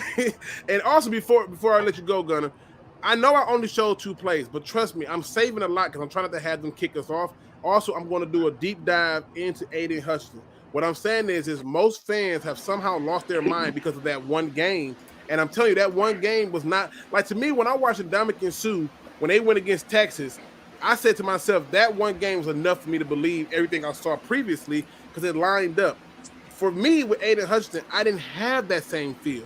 I don't have a comparison for Aiden Hutchinson. I don't feel like Aiden Hutchinson is a force multiplier or somebody who you can come in and have an immediate impact. He's not coming in like a Chase Young. He's not coming in and doing things like Jodavian Clowney or like a Myles Garrett or any other those Russian edge people. I don't even think he's better than Josh Allen, who plays outside linebacker for the Jacksonville Jaguars, who came out of Kentucky. I don't see that guy. I just don't. And that's like one outside linebacker type players, though. Like, he's a defensive end, like true to his core. Who is? Aiden Hutchinson. So you want me to bring him in to take the spot of Trey Flowers? Yeah, shit. Yeah. Yeah, I would do that. Okay. All right. My man Ghost Gunner's in the building. What up, though? What up? What do you have for the people, man? I mean, what is this love affair with Michigan fans wanting all their players on the Detroit Lions, like Michigan out here doing something? Going back even to like Devin Bush, I didn't want Devin Bush. I didn't want Rashawn. I want Aiden Hutchinson. I'm gonna be honest. You want who? I want Aiden Hutchinson. I didn't want any of the other Michigan. I didn't want any of the other Michigan dudes. Okay. I mean, I guess I would be a casual Ohio State fan. I knew that game was over after the first quarter. Well, I mean, what can I say? So it was 60 minutes of Ohio State getting out-muscled the entire game. Yeah, but that's a team effort. I'm trying to figure out where does this. All right, let me put it like this, Gunner. And Gunner usually always checks me like easy. It's ironic, but it is true. Just tell me, who does he compare to? Who is your comparison for Aiden Hutchinson? I mean, is it really fair to give someone a comparison? Okay, let's take that off the table, right? What do you expect him to bring to the Lions that they don't have already? A pass rush. That's one thing we lack as on the edge is a real pass rush. Trey Flowers ain't doing nothing. Okay. And he plays a run.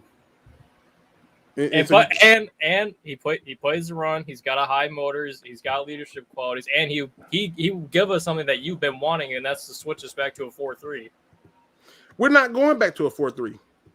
We don't have the players from 4-3 right now. And we're not going back. we just not.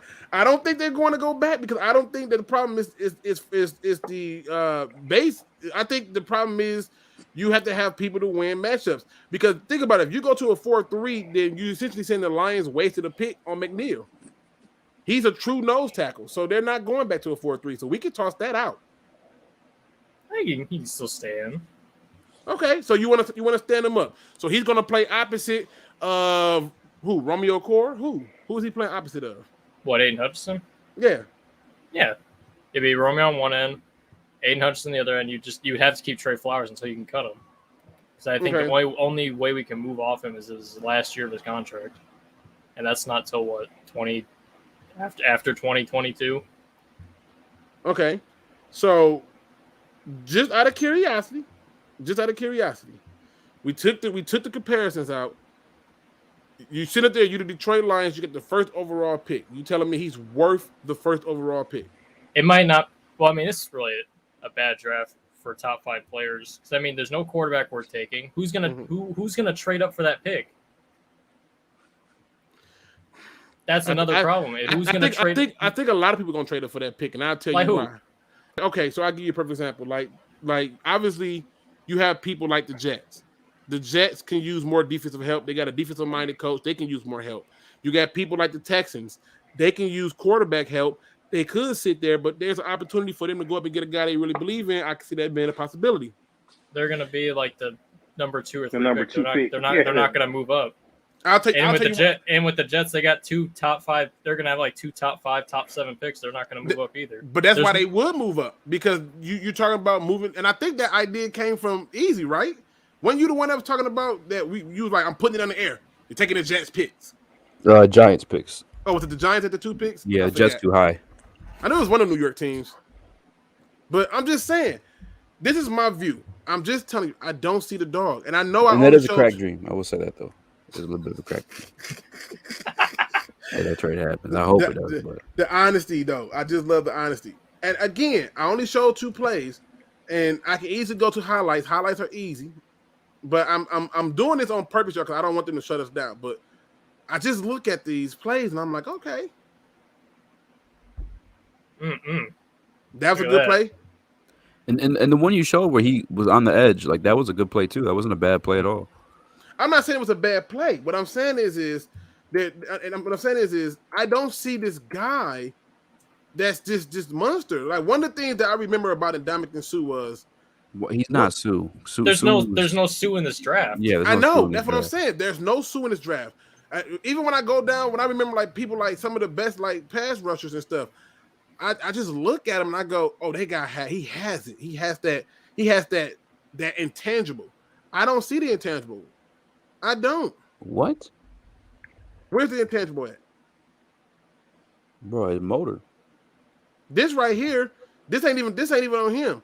He's falling, and the damn tackle is you never get your feet that close. The tackle it's just bad technique from the tackle. But I'm not killing him for it. I'm not. Well, I'm just telling you. The tackle got caught slipping when he took the inside rush. And he exploited back technique. I mean, he could just take this play off like Chase Young would. Which is another goddamn. To this day, people would never say, listen, Gunner, people would never say, all right, Luke, you was right about the Chase Young. Because I told people, I said, he just takes off too many plays. And when the coach came out and chewed him a new one, nobody took it. I'm just trying to figure this out from a fan perspective. I need somebody to convince me how Aiden Hutchinson should be the first overall pick over so many other people. My opinion is. You want to take the Purdue guy number 1? You say that again? Said you want to take the Purdue guy number 1? If I was forced to take that particular position, yes, I would take him over Aiden Hutchinson. All right. Hands down, I would take him over. Because if I show you him versus Aiden Hutchinson, it's night and day. He looks different. He looks the part. Like I'm just putting it out there in terms of saying like that. But what I'm saying is me, I'm trading the pick. That's what I'm saying. Curt. Yeah. I'm just asking y'all. They want to talk draft. I'll at least talk Michigan football. Why in the hell should the Lions take Aiden Hutchinson first overall? I'm not saying that they should. Oh. I didn't say they should. Easy. Where you at? I didn't say that they should. Okay. I mean, Kurt don't believe they should. Am I saying that if they have opportunity to get him in the draft, I think they should, but I don't think they should. I don't think they should pick number one. To be honest with you. Yeah, I think we're on the same boat with that one. Yeah, trading out of one, right. But and so trade out of one. Because you can get Aiden Hutchinson. I think you can get him in the mid to late first round. Because he's not that guy. Terry brought up a good point today on BDE, and he said that although Jabba was kind of playing second fiddle, Jabba's good. He's really good, and he just started playing the game at I think like 16 years old. He's got more developed. He got more upside than. He's got more potential possibly than Aiden Hutchinson even because I think he's clearly more athletic. I'm not. Hutchinson's all like grit and technique and motor for sure, but like for Jabba to pick the game up and be behind him and all the technique and still have almost as much production, like. If Aiden Hutchinson came out last year, where would he be drafted? Third round. Like with the stats last year, or like the same season he had this year, where would he be at in last year's draft? First round. First round. End of the first round.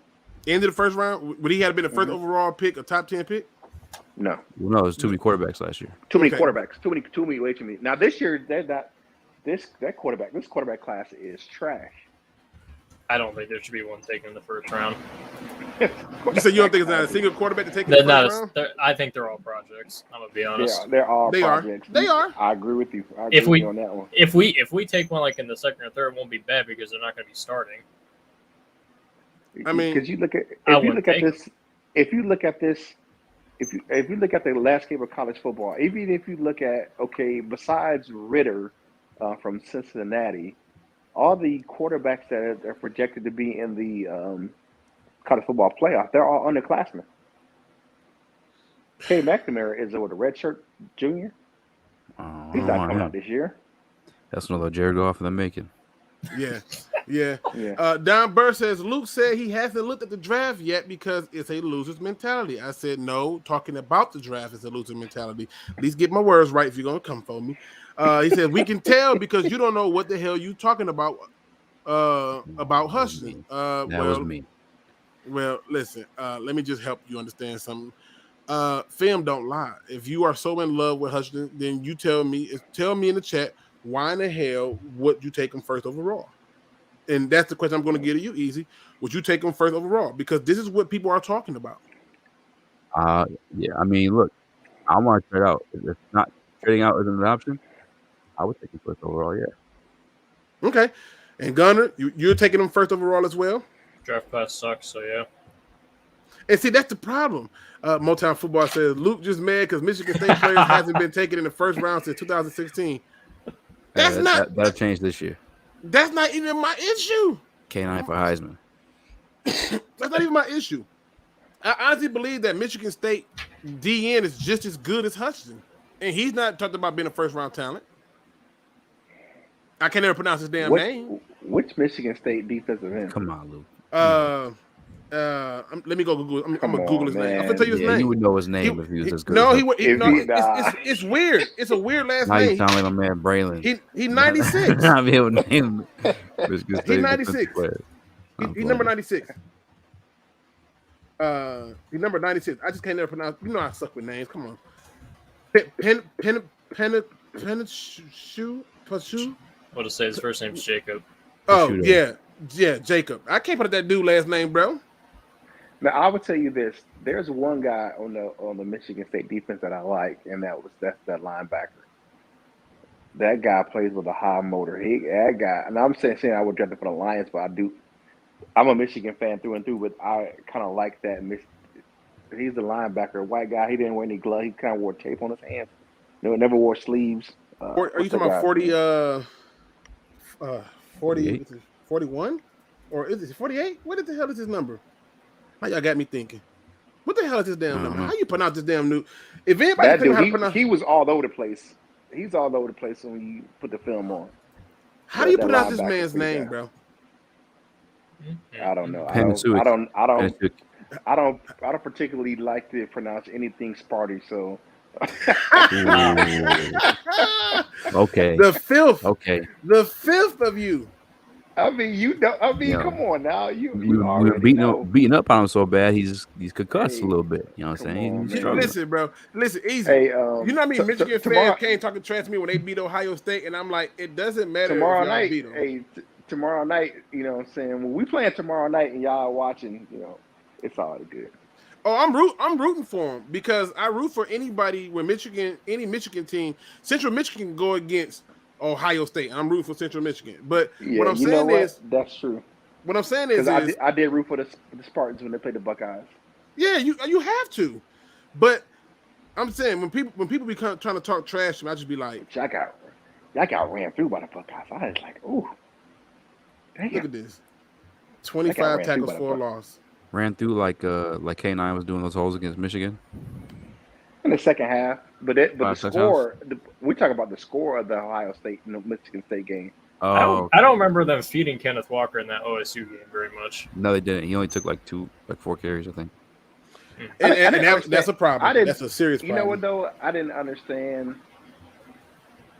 I didn't understand that because if you look what Michigan did to Ohio State, That's all they did. That's all they did. they were run the built ball. to they're built to run. I mean, you can throw against Ohio State too, but you can run against Ohio State. And I think we could have threw the ball more against you guys. To be honest with you, here we go. Punashuk. Punashuk. Sounds like a tie dish. Bro, listen. Give me the That name got me so lost, and then y'all like, you don't even know his name. I know his name, just can't pronounce it. Let me see his senior stats. This is true. I mean, Like, Lucas I've is been good with notorious. names as he is with ketchup bottles. So Oh, you bringing up the ketchup with ketchup. This is team mustard over here. Damn it, Kurt, you're trying to set me up. Kurt with the friendly fire. I know, what the hell? I don't know nothing about no ketchup. We don't even mess with no ketchup around here. I'm disgusted at the idea of ketchup. What you talking about? This is his stats. You know what, though? Hutchinson has this dude's I tell you stats, this, man. career stats in one season. You say what now? I said Hutchinson has this dude's career stats in one season. Mm-hmm. So what you saying?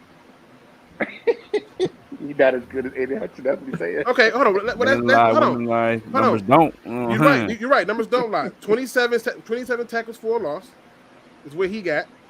Aiden Hutchins got 25.5. Okay. He got 15.5 sacks. He got 12 in one season. Bravo. I'll give him that.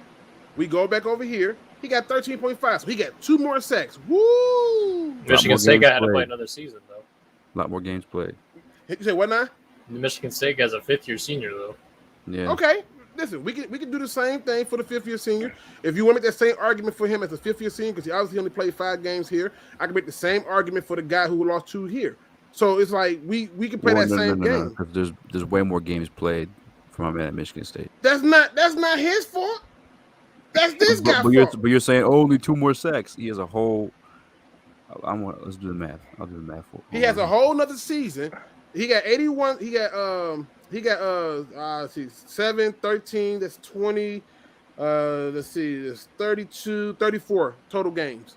And let's see, where we at down 8 here? plus 11. 32 plus 12. 40, 45. So 34 to 45 games. Okay. 46. Or 46. Okay. To be honest with you, the one player that I really want from Michigan on the Lions, and I know they're gonna be popular because the guy that he will replace is very, very popular. I would take Hassan Haskins and let Jamal Williams go because I would too.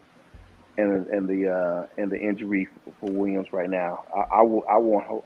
That's the one player I would want on Michigan from Michigan to the Lions is Hassan Haskins Over Hutchinson? Yeah. I know. I'm getting it from Hassan. I know what I'm going to get from Hassan Haskins. Is he eligible to come out this year? He's a senior. I don't know. Oh, okay. He's a senior. Just putting it out there. What's going on, Hook Cam? My man Cam is in the building. It says Delvin playing or not? He is not playing. Yeah, Dalvin Cook is out. Mm-hmm. He's out. Now listen. All I'm saying is this. This is all I'm saying. And shout out to Ghostface. Ghostface said tank for Archie. Tank for Archie. Boy, the dude ain't even played the college down yet. I mean, listen, he already it's just tank for him. Tank for Now, Archie. right here, forget about the damn DM. We said what we need is Kyle Hamilton's hands down. Ding, ding, ding, ding, ding, ding, ding. The Lions' first pick should be a damn safety. And it should be a safety that can get you something. And right there, y'all already got one of my top picks for the Lions. I have been screaming safety for 4 seasons, and y'all act like I was tripping. Hey man, I wanted Antoine Winfield when he was coming out. You heard me saying he was the best in the draft. Yep. I think was that the same draft that Buda Baker didn't come out that draft. That was no, it was the Alabama safety that the Giants took. Right, correct. Yes. The one LSU safety that the Browns took who got hurt his rookie year. Yep. Grant Delpit, I think. Yep. I can't remember who the Patriots took, a small school guy, and then someone else got taken, and then Antoine Winfield got taken. But because they took always take a small group school guy. Yeah, but because we took Will Harris the year before and brought in Duron Harmon, they definitely weren't going to draft one. You know what I'm mad at right now? What's that? I'm mad at that damn. How did we let that dude Jerron Curse is out in Dallas, killing it? You remember when we had him? Who was the head coach, right? Yeah. Okay, there you go. Your answer is clear. You just got to tell the truth. The answer is clear. Quin Trasher. Yeah. There you go. He that's your answer. And you got to look at how they're utilizing him too.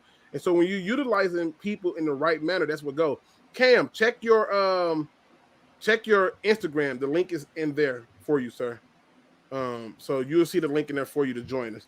Gunnar, what else you got for us, man? Before I get somebody, I got people back there waiting, and I totally did not see them. That happens. That's on me. I'll keep it short. It's been nice though. I know the season's been kind of garbage, but we're a rebuilding team. It is what it is. Stock up picks, build a good team, all that. Wait, would you take Kyle Hamilton number 1? If I had to choose between, can't move. If I could not move, I would take Kyle Hamilton way over any of these other DNs. Yes, I would. All right, that's fair. I would 100% take Kyle Hamilton over any of those DNs. Like if it's between Kyle Hamilton and Aiden Hutchinson, it's not even a conversation for me. Okay, like it's not even possible. And so for me, this is why I want to trade down, because I think you could trade down enough and still get Kyle Hamilton. But to me, Aiden Hutchinson is not the answer, because when you look at the top defenses in NFL history, and one funky Lion fan is right, those top defenses always have safeties. People look how much better the defense was for the Chargers with Darwin James out there than it is without him. Look how much better. I remember when the coach used to have little BDO Bob Sanders. They played different. The Seattle Seahawks had 2 monster safeties, and people were talking about the cornerbacks. But when those safeties went down, the cornerbacks became real exposed. Safeties scare people. I remember Rodney Lotz and the Ed Reeds. Throw the ball over there if you want to. Why you bullshitting? One of the best safeties in the league used to play on the Lions, and we just kicked him out because they didn't like his attitude. We're gonna leave that alone. You trying to get me to cuss today, and we in full religion mode. So is out in Seattle lighting it up. we gonna leave it alone. So draft Hamilton, then give Tracy Walker a new contract. Or you can let's say, for example, let's say you give Tracy Walker a new contract, and let's say you do draft Hamilton. The reason I'm okay with you drafting Hamilton is because you're still going to need safety help, right? So now you're talking about people like Okuda moving to safety because he has to. And if you put him at slot, then you better pray to God because he plays too far off. But again, keep in mind, I'm trying to make sense of why we should take Aiden Hutchinson first overall, because he had this one game. I think we just too high off the fact that we ain't beat Ohio State in so long, and so he sounds good. No, he had a good season before Ohio State. The guy had 10 sacks before the Ohio State game. Okay, well let's just put everything in perspective. Kurt, call me crazy, right? Feel free. Mm-hmm. You know, Easy already doing it in his head, his teeth. He's sucking on his teeth. Crazy, man. This motherfucker's crazy, right? But look at these stats. If this guy is so much better, how are his stats so close to this dude? How? It just doesn't make sense to me. I mean, one extra season. One of Hutchinson's season, he played like 2 games. Mm-hmm. Yeah. I mean, So sometimes players coming out of college don't do good to their last year. Let's look at just look at the last year. Look at the last year. 32 solo. Very good to me. Right? You're looking at this. 14 and a half tackles for a loss. You're looking at the 12 sacks. Well, he's got what? 9 tackles for a loss. So yeah, he got a few more. He's got 6. He got half the sacks that he's got. And that's not. He don't even got a run to make opposite of him. But we're gonna leave that alone. 3 pass deflects, 2 fumble recovers, and a forced fumble. And you look at Aiden Hutchinson, and I'm just like, yo, like I would expect for all of this to see more. Like this is. When I do my deep dive, y'all will see, and y'all gonna thumb the video down. I think the only issue for me for Hutchinson, as far as you got to look at when he was a freshman sophomore, he was so far down on the depth chart, so he had to kind of work his way up into the depth chart. So when he did, and then he got hurt 2 games into the season, he blossomed late because of the fact he was sitting behind some other good talented players on the depth chart. When you look at Rashawn Gary and those other guys, he was behind some of Taco Charlton and those guys. He was behind those guys. He had to play behind greats like Quiddy Pay. Man, Yeah. you don't stop Rashawn this Gary. noise, man. If y'all don't stop. Another thing too, Big Ten, not a big passing division. We're known for running the football. The cloud and dust of smoke, however you're supposed to say it. But like, I mean, if you look at Big Ten, the only really big passing team in the Big Ten is Ohio State. yep, Ohio State and Northwest. But here's my thing though. Here's my thing. Okay, we do this every year, y'all. We do this every year. I remember. I think I had I think for like 2 months, and y'all in the chat, correct me if I'm right or wrong. I spent 2 months, 2 whole months, bro, talking about what I ran in my 40 at Penn State. Okay, what is that guy over there doing for them? He has spurts where he do a little bit something, but he's not changed their defense like that. He hasn't. I hear my son upstairs laughing. Because he probably thinking the same thing. Like, nah, man, he's just giggling. I'm in my garage and he's upstairs above me in my bonus room. I don't know what he's laughing at. Wait, did you say your bonus room? Mm-hmm. Damn, man, you got it like that, huh? Can I come stay with you? Is it okay? I clean up and everything, and I know how to cook too, bro. You have a good cooked meal. I'm just saying, you know. You said no, we know you. Yeah, we just saying. So, hey, so somebody we got asked cheap me. cost of living down here. Well, y'all got some weird laws too. But somebody asked me to do a sort of short film breakdown on a guy whose name I can't pronounce. I just can't. I don't know. That's proper, of course, brother. We still love you. Dude, it's so I don't know what's wrong with me. It's a terrible. You should listen. Even when I be at work, them people be getting so mad. I be botching their names, so they be like, "It's such and such," and I be like, "Yeah, that's what I said." Yeah, I suck. He is right here, good people. Mr. Jacob, that's his name. I'm using Ghost Gunner for this. It's Jacob, correct? Yeah. All right. He's right here. I don't know if y'all can see me moving this up and down in a circle, trying to show him. This is Miami. I'm blocked. Oh, that's crazy. I mean, I think he's up top. No, he's still down low. Get shelled off on that one. Don't want to play too much. Everyone's talking about that Miami right tackle. Yeah. Yeah. Oh, I'm blocked again. That's crazy. Now I gotta start playing with it. This will probably be the last one. I don't want to. I gotta slow it down before they start trying to take me down. That was a good play.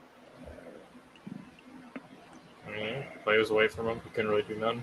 No, I mean, but you know why it was still a good play? Because look at this. He never lost outside leverage. Yeah. So if y'all did run this way, if he was coming this way, you got to either come into him or run into the linebacker defender. Everything else is going this way. They doing their job. Keep going. So I'm just saying. Aiden Hutchinson would have picked him up and ran him back for a touchdown. I can't today. It's too damn late for you to be talking. It's too late for this kind of talk. It's too late, man. Easy. Easy. Always starting some stuff, man. Damn. All right. Again, Ghost. My bad, bro. I appreciate you coming through. All good. I love coming on. Hey, anytime you come on, I'm rocking with it. My man, I was in the building, y'all. If y'all don't know, I go over there every Tuesday and I talk all football. All of them, all the teams. We got different topics. Usually I get over there around like 8 o'clock and I talk for maybe like 30, 40 minutes and then I hop out. So check it out, people. It's always a hot take that somebody's going to disagree or not disagree with. But it's all fun. It's all fun and games. Appreciate my other family, my extended family over there. Penn State always makes good pros. Listen, I'm just gonna leave some things alone. I think the Lions can literally make 2 picks in the first round that will change their defense in its entirety. And I gave you one of them, and it's Kyle Hamilton. Is the other one the Georgia linebacker? Nope. All right. But it is a linebacker though. You in the right area. Oh, is he the Utah linebacker? Nope. Okay. The Oklahoma linebacker? Nope. Is he a Michigan linebacker? He definitely ain't no Michigan linebacker. I can't. Like everybody be talking about Devin Bush. They hyped up Devin Bush for that first year, and it's been real quiet ever since. Even the Steelers fans is tired of Devin Bush. The Steelers defense just suck right now. That whole defense is trash. Blaming him. When they drafted him, he was the 4th best linebacker on the team. Well, again, appreciate you for coming in, man, Gunner. My man Cam from the Hood Cam is in the building. Long time no see, Alabama long time no linebacker. hear. What's going on? How we living? We doing good. You know, it's good as we can be time, my expected. man Hook Cam. I ain't talked to him in a minute. It's been a minute, fellas. It has been more than a minute. It's been a handful of minutes. It's been a long time. Cam, I'm finna toss you right into the fire because I need prayer and I need help. Ooh, get out my head, Nomis. Ooh, get out my head, Nomis. I'm just saying. You take Kyle Hamilton and Brandon Smith, and I think you can change your defense. I've watched enough of Brandon Smith to know he's worth the pick. I mean, all over the field, tackles, give you some coverage skills, takes on blockers. You know, he has a little bit of struggle. I have looked at Nick.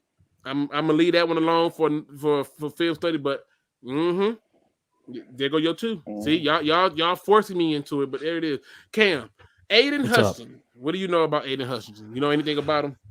I know a little bit about him. I've been kind of disconnected from college football. I'm crazy deep in law school right now, so I'm pretty tied up as far as that goes. I know he balled against Ohio State. I hadn't really heard of him before that, but at the same time, I got to give the benefit of the doubt because I haven't really been paying attention. I mean, I don't know I mean, you know me, I'm going to go straight to the film once I get time and see what the film says about him. I mean, I would imagine he's a big, strong Big Ten defensive end who can, seal the edge and be a stud and be an athlete. Oh, yeah. Flat down the line of scrimmage right here. I like that redirect. That's a good job. Real good job. It's not getting a ton of friction. It's wide zone, so the backside tackle's not going to block him. Nope. And he did the right job. Go right down the hill. Well, nobody's going to fight with that. You know, I just make pass rush. That's a horrible set from my tackle. Listen. In case y'all didn't know, that's a horrible set from my tackle. Look, we're crossed over right here. What are we doing? Cam, what position do you coach? I am an offensive line coach.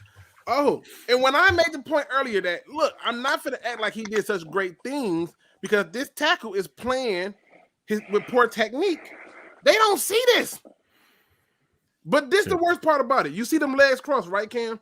God awful. I see it. If you're a dominant force, you should destroy him right here. Yeah, you should be running right down that dude's midline. What move was this? Yeah, that's it. Ken, what move is that? What move is Aiden doing right here? Look how much effort he's putting into this rip. Oh, ugh. Where the hands at? Yeah, where the hands? Physical there. No, I agree with you. He's got to be more physical at the point of contact. But so he's working upfield for people who don't know. He's trying to work upfield, right? His quick game from Ohio State is trying to get the ball out now, right? So we see that curl from number 2 up top. So Hutchinson sees that and he's trying to spin inside on it. Doesn't happen. Right. He's trying to spin inside on it because he sees that Q step up. That's not bad. But I don't know. That's a horrible set from my tackle. I can't. That's making me physically nauseous right now. Jesus. Easy. Do you want to argue with Coach or Curt? I'm not saying he's bad, but that play specifically, I'm not saying he's bad neither. But I'm making the point to my Lions fan base. He's not worth the first overall pick. That's okay. So again, I've been pretty disconnected from college ball this year. Obviously, I got the Utah-Oregon game on right now. But is there anybody this year who's sticking out as a true first overall pick? No, not for me. No, and that's my problem. If the person is not sticking out as a true first round pick, I believe, and I think that Easy is in agreement with me. I think Curt's in agreement with me. You need to trade that pick. Yeah, exactly. I didn't want to but yeah, trade down seems to be the smart decision. Then it is.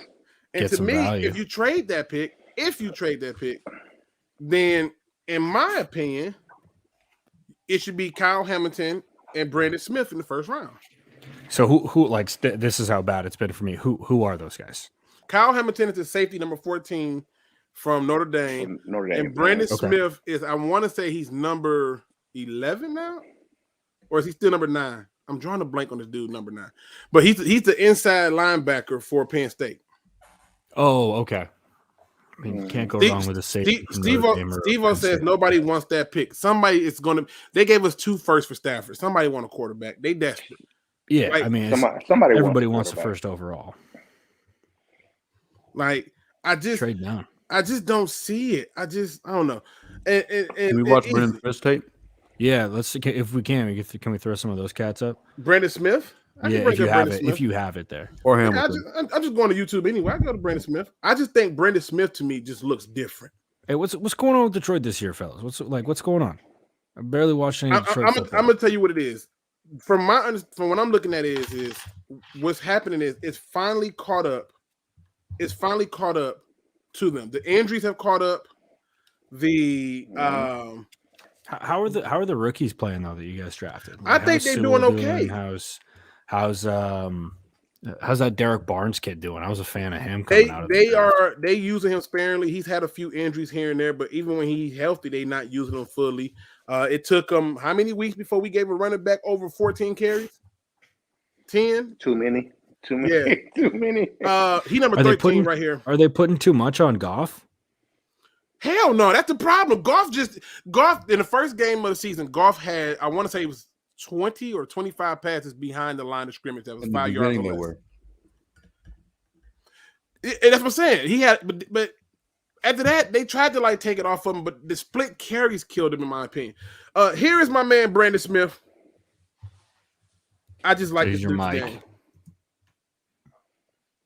Oh wait, I got the wrong person. He's 12. My bad. Oh, okay. That was 12. He over here. So he's coming. So he's your Sam. Yeah, he right here. Yeah. He plays inside too, but I mean, look at everybody hitting on Ohio State. Y'all acting like Aiden Hutchinson doing something. Jesus. And the worst part is, look at the tackle, the same tackle getting bodied again. Ain't nobody. He trash. I wonder if that tackle's a freshman or something, because I have no clue. Technique looks horrible. But this Brandon no offense Smith to that tackle if he ever sees this. If he ever sees it, Brandon Smith is different, bro. And that was last year. That's exactly. Legit. Exactly. That's Justin Fields. So is he up at the top here? Yeah, he's just okay.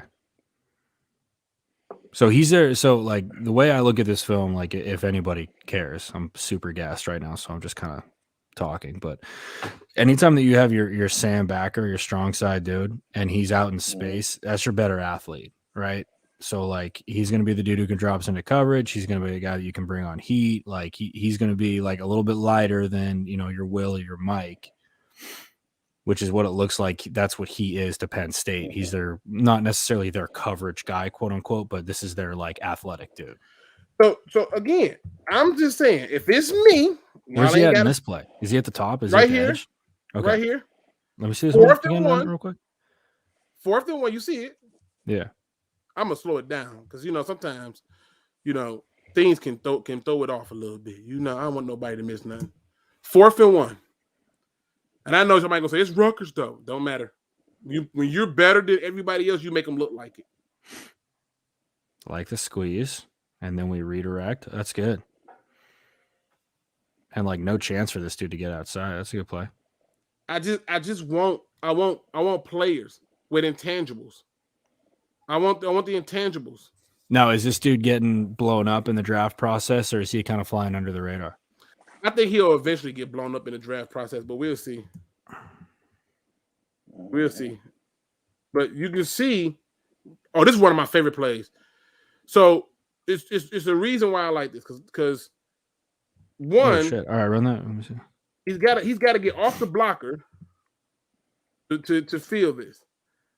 And see what y'all got to see is he's getting blocked. He comes off the blocker, and an arm tackle does it. That's all it needs. Just a little bit of a shoulder. You don't need a lot. State athlete too. You know what I'm saying? Like, dude. So they bring him on heat a lot. Okay. Bruh. You know who this dude reminds me of? He reminds me of that who is that Notre Dame cat that the Browns drafted? Okwusu or something? Oh, Jock. JOK. Yeah, he reminds me of him, just bigger. See, to me, you know who he reminded me of? And it was like I'm like, people are gonna think I'm crazy, but he reminded me of Darius Leonard from the Colts. Okay. I You can see can that. cover, you can rush him, bit, you know, and he's a guy for me. He probably thinking. Well, like Darius I said, Leonard's an absolute savage too. That guy's I like this kid a lot. but this Brendan Smith guy, that's my guy. And let me see if I can find his stats, because I know some of you fantasy football people. I don't want you doing that. Hey, I got fantasy football guys. Oh, yeah, because we ain't gonna be on too much longer. But go ahead, give your final thoughts. Hey, I you know what though? I haven't talked actually sports. You guys know since we lost Jim, and I really appreciate that. So it's gonna be hard to go on. This is the first time I've actually talked sports since then. So I appreciate it. You know what I'm saying? I'm gonna get off of here and go and check out some NBA, but. I appreciate it, guys. I love my DSA family, man. I really appreciate you, Luke and Easy. Hook Cam, you know, it's been a while, man. Don't know there'd be too much longer, but good luck out there in law school. But I appreciate you guys, man. 100%, man. Appreciate it, man. Awesome, bud. All right, man. All right, we'll talk to you guys later. Yes, sir. See you, man. What we'll do is we'll go for a few more minutes, then we'll be up out of here. I don't want to keep you too much long. E, you got a few more minutes? Yes, sir. I already came upstairs. All right. So I just want to put this out. I just want to put this out there. He said, now show some Dean Lloyd next. We're going to get into all those later. I got a lot of field studies I got to knock out. I ain't going to lie. But I got certain people, and I'm looking for people who I believe can change your team's dynamic. Okay? Who can change their team dynamic. And I want them to be able to do something that sets it up in such a way that when they come in, it's immediate impact. Parsons is having an immediate impact on his team. I want that same immediate impact, because we got defensive guys and they're not giving us this exactly quick, immediate impact. And that's my problem. I just don't see Aiden Hutchinson as the answer, in my opinion. And that's all I'm pointing out. I don't want nobody to act like I'm saying he sucks. I'm not saying that. But if you're asking me if they're a true number one here, and the answer is no, and if I can't get out that pick, I'm just taking the talent. I got 2 first. But I think they will be able to get out of that pick, though. I do too. You know, I think they will. That quarterback from Pittsburgh, what was it, Pickett or Yeah. him? He getting a lot of buzz, and the other dude out of Nevada is getting a lot of buzz. And somebody gonna fall in love with Malik Willis. We know Lion fans love running quarterbacks, right? I mean, you guys know how the draft process goes. It's going to be the same thing as it is every year, where there's, your solid top 2 or 3 Qs, and then some kid's going to have a sick pro day, and every scout's going to be. It's a Zach Wilson. Like, Zach Wilson to me is the perfect example of this, where Zach Wilson was like talked about a little bit during the season, and then he had a pro day where he was just slinging the rock everywhere, and everybody was on Zach Wilson. And like, Luke, I think you were kind of on the same page with me, where like when I watched the film, I was like, I don't know, man. Like, he's good. He's definitely got the talent, but he's a project. Yeah, like he's not a 2 overall to me, And you don't want to take a project easy. Let me ask you a question, because we almost at halftime. I look at certain things like this. His hand is in the dirt. So one of the things I look at when people put their hand in the dirt is, are they the first one off the ball? And he's not. And that's huge. It's a good thing to look for. Because that first step is everything. But now right here, you let this tackle go full extendo on you. Full. And then now what?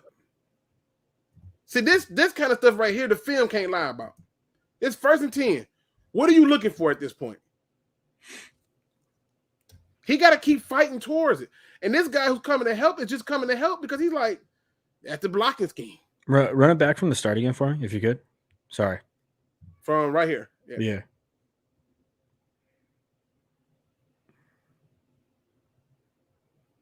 And then he just stops. Yeah. I kind of agree. It's a little too patty cake-ish for me. Like, and I'm talking like I could do better. I could not, but I'm just saying. Yeah. Oh, yeah. Easy. What do you think? You still buying it? I haven't even did a deep dive. I'm doing like scattered. No, I agree with you that there's no true number 1. I just wouldn't be mad if he was taken. I'm not gonna complain. When I already, like you said, I've already agreed. Like, yeah, trade back. So who's like depth chart wise for the Lions? Like, I mean, because you have to ask, is there excuse me, is there somebody who's there right now who is solid at that other end spot? Are the Lions still running a 3-4? Or they are still running a 3-4. So like he doesn't really fit I hate to be this guy. Which is another thing that I was going to bring up in my film study. He's a traditional 4-3 person, and if you stand him up, I completely agree with you. Like, this dude is supposed to line up on the outside shoulder of a tackle, not lose the edge of a defense, be able to stand up a tackle, be able to pass rush. Like, he doesn't necessarily fit that 3-4 4-eye as opposed, like, if that's what they're looking for and what they want to run, I'm just saying. And this kid's going to be good. Like, I think Aiden Hutchinson's going to be very legit in the league. I think that it's got to be at the right spot, but and by the right spot, I mean like with the right team. But like teams that are running 4-3s, living and dying in it, those are the guys who should be salivating at Aiden Hutchinson. Chrome want to know is Lukegsfieldreview.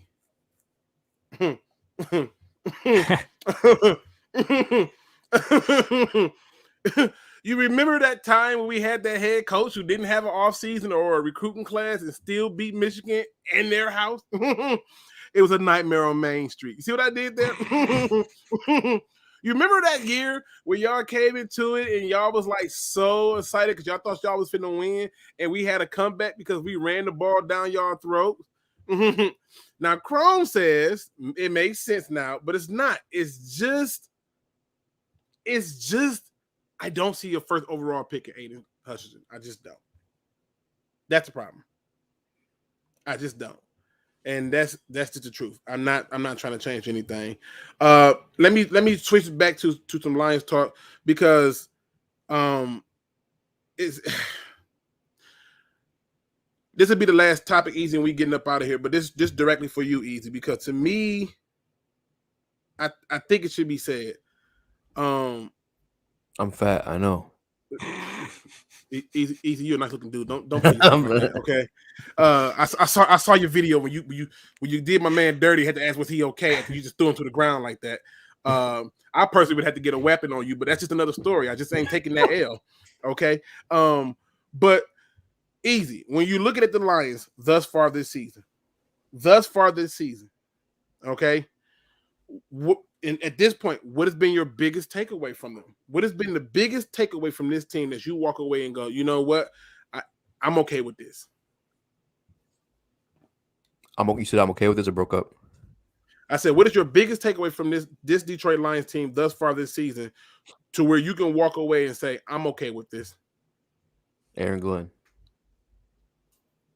That's your biggest takeaway. Talk to me about it. I mean, why is he? No, why? I mean, you just seen. So we lost Romeo Quara.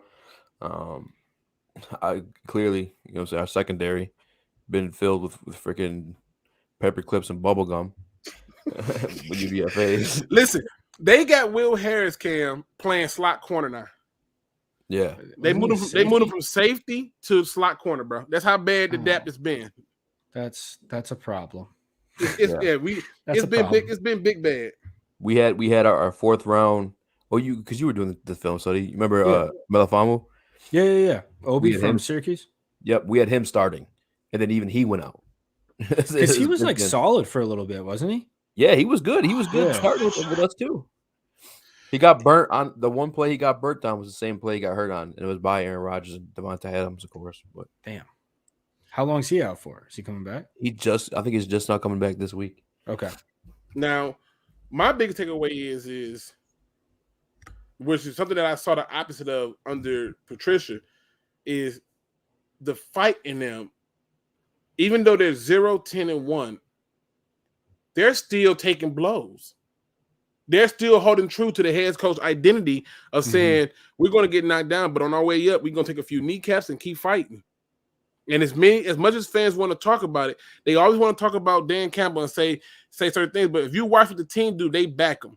Remember, everybody had a whole problem with Dan Campbell wearing the racing helmet. So what does Jamal Williams do in practice? He comes to the podium and talks to them with a football helmet on. Nobody's talking about this. That was a subtle nod to y'all are being ridiculous. And then people always want to talk about what Aaron Glenn is doing with nothing, but nobody's want to talk about how he's got a staff that was competent enough to lose Frank Ragnow and bring another dude in who looked like he could be a Pro Bowler in Evan Brown. So it's just those little things that I see that stand out to me and that makes sense in my opinion. But my biggest takeaway is they fight is still there, and I mean I gotta be honest, I don't understand it. They just don't. There's no quit in them. And that is a huge positive that because like from the minimal football that I've seen from the Lions, like I've seen that too, where like these cats keep going. That's a huge takeaway. I do really think that Dan Campbell's moving them in the right direction. He just doesn't have the personnel. Like, let's be honest, they just don't have the personnel. If I were to what's up with DeAndre Swift too? Did he break his collarbone? Sprained shoulder. Okay, he's out this week. I saw that play and I was like, that dude's collarbone just snapped in half. But because nobody talks about the fact that Roquan Smith, when he made the tackle, laid all this weight on him. Nobody talks about that. If that was a quarterback, they would have said, oh, he laid all this weight on him. But when you watch Roquan Smith, he didn't have to do that. He did that on purpose.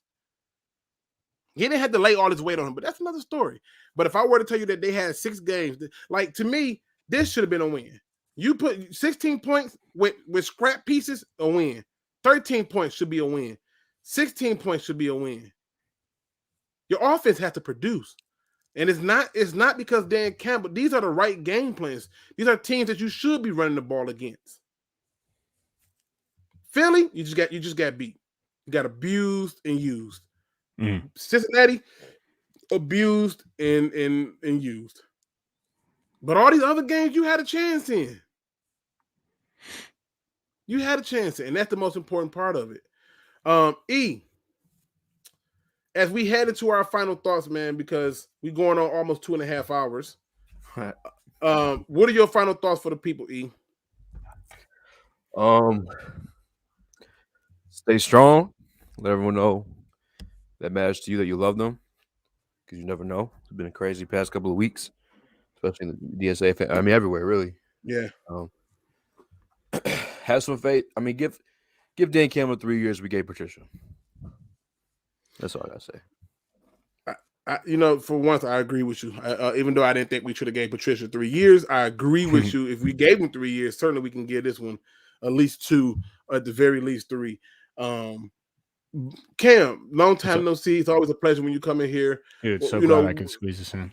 I mean, listen. What are your final thoughts for the people? Because I'm pretty sure you might be getting back into the business. I know you've been super busy trying to get some stuff going. Yeah, I've been swamped. I mean, it's been an absolute sprint for the last 4 months. Absolute sprint. But yeah, no, I do want to get the channel going back again. This is like literally the first time I logged on today. I was driving home and saw that you guys were live, and I was like, oh, I'm actually gonna have some time. Let's see if I can hop in. So definitely want to get the channel going again. Final thoughts. I don't really have any quite yet because I don't want to speak about something that I don't know a ton about. I don't really know how the Lions have done this year. I've seen the L's rack up, which is worrisome to me, but from what it seems like, the team is, they're still behind Dan Campbell, which is huge. I mean, he seems like a guy that you would want to play for. So, didn't he have something the other week where they like literally buried their film or something like that? Yeah. That was That's a football guy move right there. I like that. I like that shit a lot, actually. I don't know, man. Stay positive. I'm going to take a look at some Lions film. I definitely want to dive in and see what's going on with them. My midterms end next Wednesday, so as soon as those are done, I can tell you right now, one of the biggest things I've been dealing with is people been saying that the Lions' offensive line has sucked. I have not seen this, but what can I say? Isn't Ragnow injured? Ragnow's injured. Taylor Decker was injured at one point. Jonah Jackson got. I can't explain this to people, but what can I say? I mean, you got Vince. What did I make up? I'm not sure what I made up. Don Burr says I stay reaching. Okay, it's always a reach until it happens. I mean, I'm pretty sure that many of y'all, when I said Okudah's not worth a top 10 pick, thought I was batshit crazy too. But what's that kid up to these days? Oh, he's hurt again. Yeah. Yeah, he put an Achilles trying to run with somebody who was fast. Yeah. Has he been like playing well before that? Doesn't sound like it. Yeah. What can I say? It happened game 1. Game 1? He got injured game 1? Yeah. Has he come back or no? No, he's wait a minute, I thought it was week 2. Was it week 1? Damn, it's even worse. Oh, it sure was. That's when dude got behind him. Yeah, that's terrible. That's tough. Yeah, I mean, it's what it is. I mean, he's worth a top 3 corner. Who were you saying to draft over Okudah? Isaiah Simmons. Oh, I like him a lot. He's a good football player. Is he balling in Arizona? Or sorry, I'm keeping you guys on. We can shut this thing down. He 100% has been balling in Arizona. Especially they've been giving him more snaps. Yeah, that dude's a freak, man. Don Burr says you're wrong more than you're right, but we love you. I differ. I think I've been right more than I've been wrong, and when I've been wrong, I've admitted it. Everything I ever pointed out to you was based on film, and I've been definitely way more right than I've been wrong. I think I'm 2-1 in predicting the Lions draft picks, and the only reason I'm the 1 is because you kept a dead man walking for a 3rd year to make a pick. You just can't trust that process, and so it is what it is. It is what it is. But tell the people how they can find you, man. Oh, for me, my it's the Hook Cam. It's been very, very quiet for the last probably 6 months, 7 months. Like I said, we'll get back. We will build that thing back up. I just need a little bit of time. I had to lock in on law school. I was pretty invested in my the high school football team I was coaching, and then I was doing school as well, and then had to dive back into the books and really get things squared away. So, like I said, give me a week, and I'll have that thing humming again. So. Hey, 100%. Y'all know me. I can't never end the show unless I do it on a positive note, because I believe that we got enough negativity in this world. You heard Curt talk about the idea of telling people you love them and things like that. And I'm going to give you a little snippet of something that happened the other day. I had a conversation with a particular person, and it dawned on me that the person just did not realize how blessed he was. He needed a reminder. He needed some type of visual aid to understand that he is blessed. So let me try to be that same beacon for you today. Everything you do in life has a opposite effect to it. Some things may seem like they are bad, but some things that are bad generally have a different optic to it. I'll give you a perfect example, right? So somebody may have lost a job, and you may have said to yourself, how am I going to pay this bill? Or how am I going to pay that bill? But where one job was lost, there are many other doors open. The way your perspective is what makes the difference. When you find a way to put the things that are happening to you in perspective, then there's no such thing as having any issues or having any doubt about your blessings. I find that we get caught up in the negative. It's so easy to focus on the negative. It's so easy to see the bad. It's so easy to talk about what went wrong. Tell yourself for once in the mirror, you did a good job. Tell yourself for once in the mirror that you are worthy, that you matter, that you have a purpose, that what you did actually had an impact on somebody. Tell yourself something. Don't let no one tell you that talking to yourself is crazy. If nobody else is going to pick you up, then the conversation needs to be had with yourself. And when you tell yourself that message, when you look yourself in the eye, and you open yourself up to yourself, then, only then will you discover who you truly are. Then and only then will you find real happiness. And with that being said, ladies and gentlemen, we've been on for almost 2.5 hours, a little bit shy of it. Again, prayers and condolences to those who lost their lives in a senseless act of violence in the Oxford school shooting, and to the family of the Bordeaux's.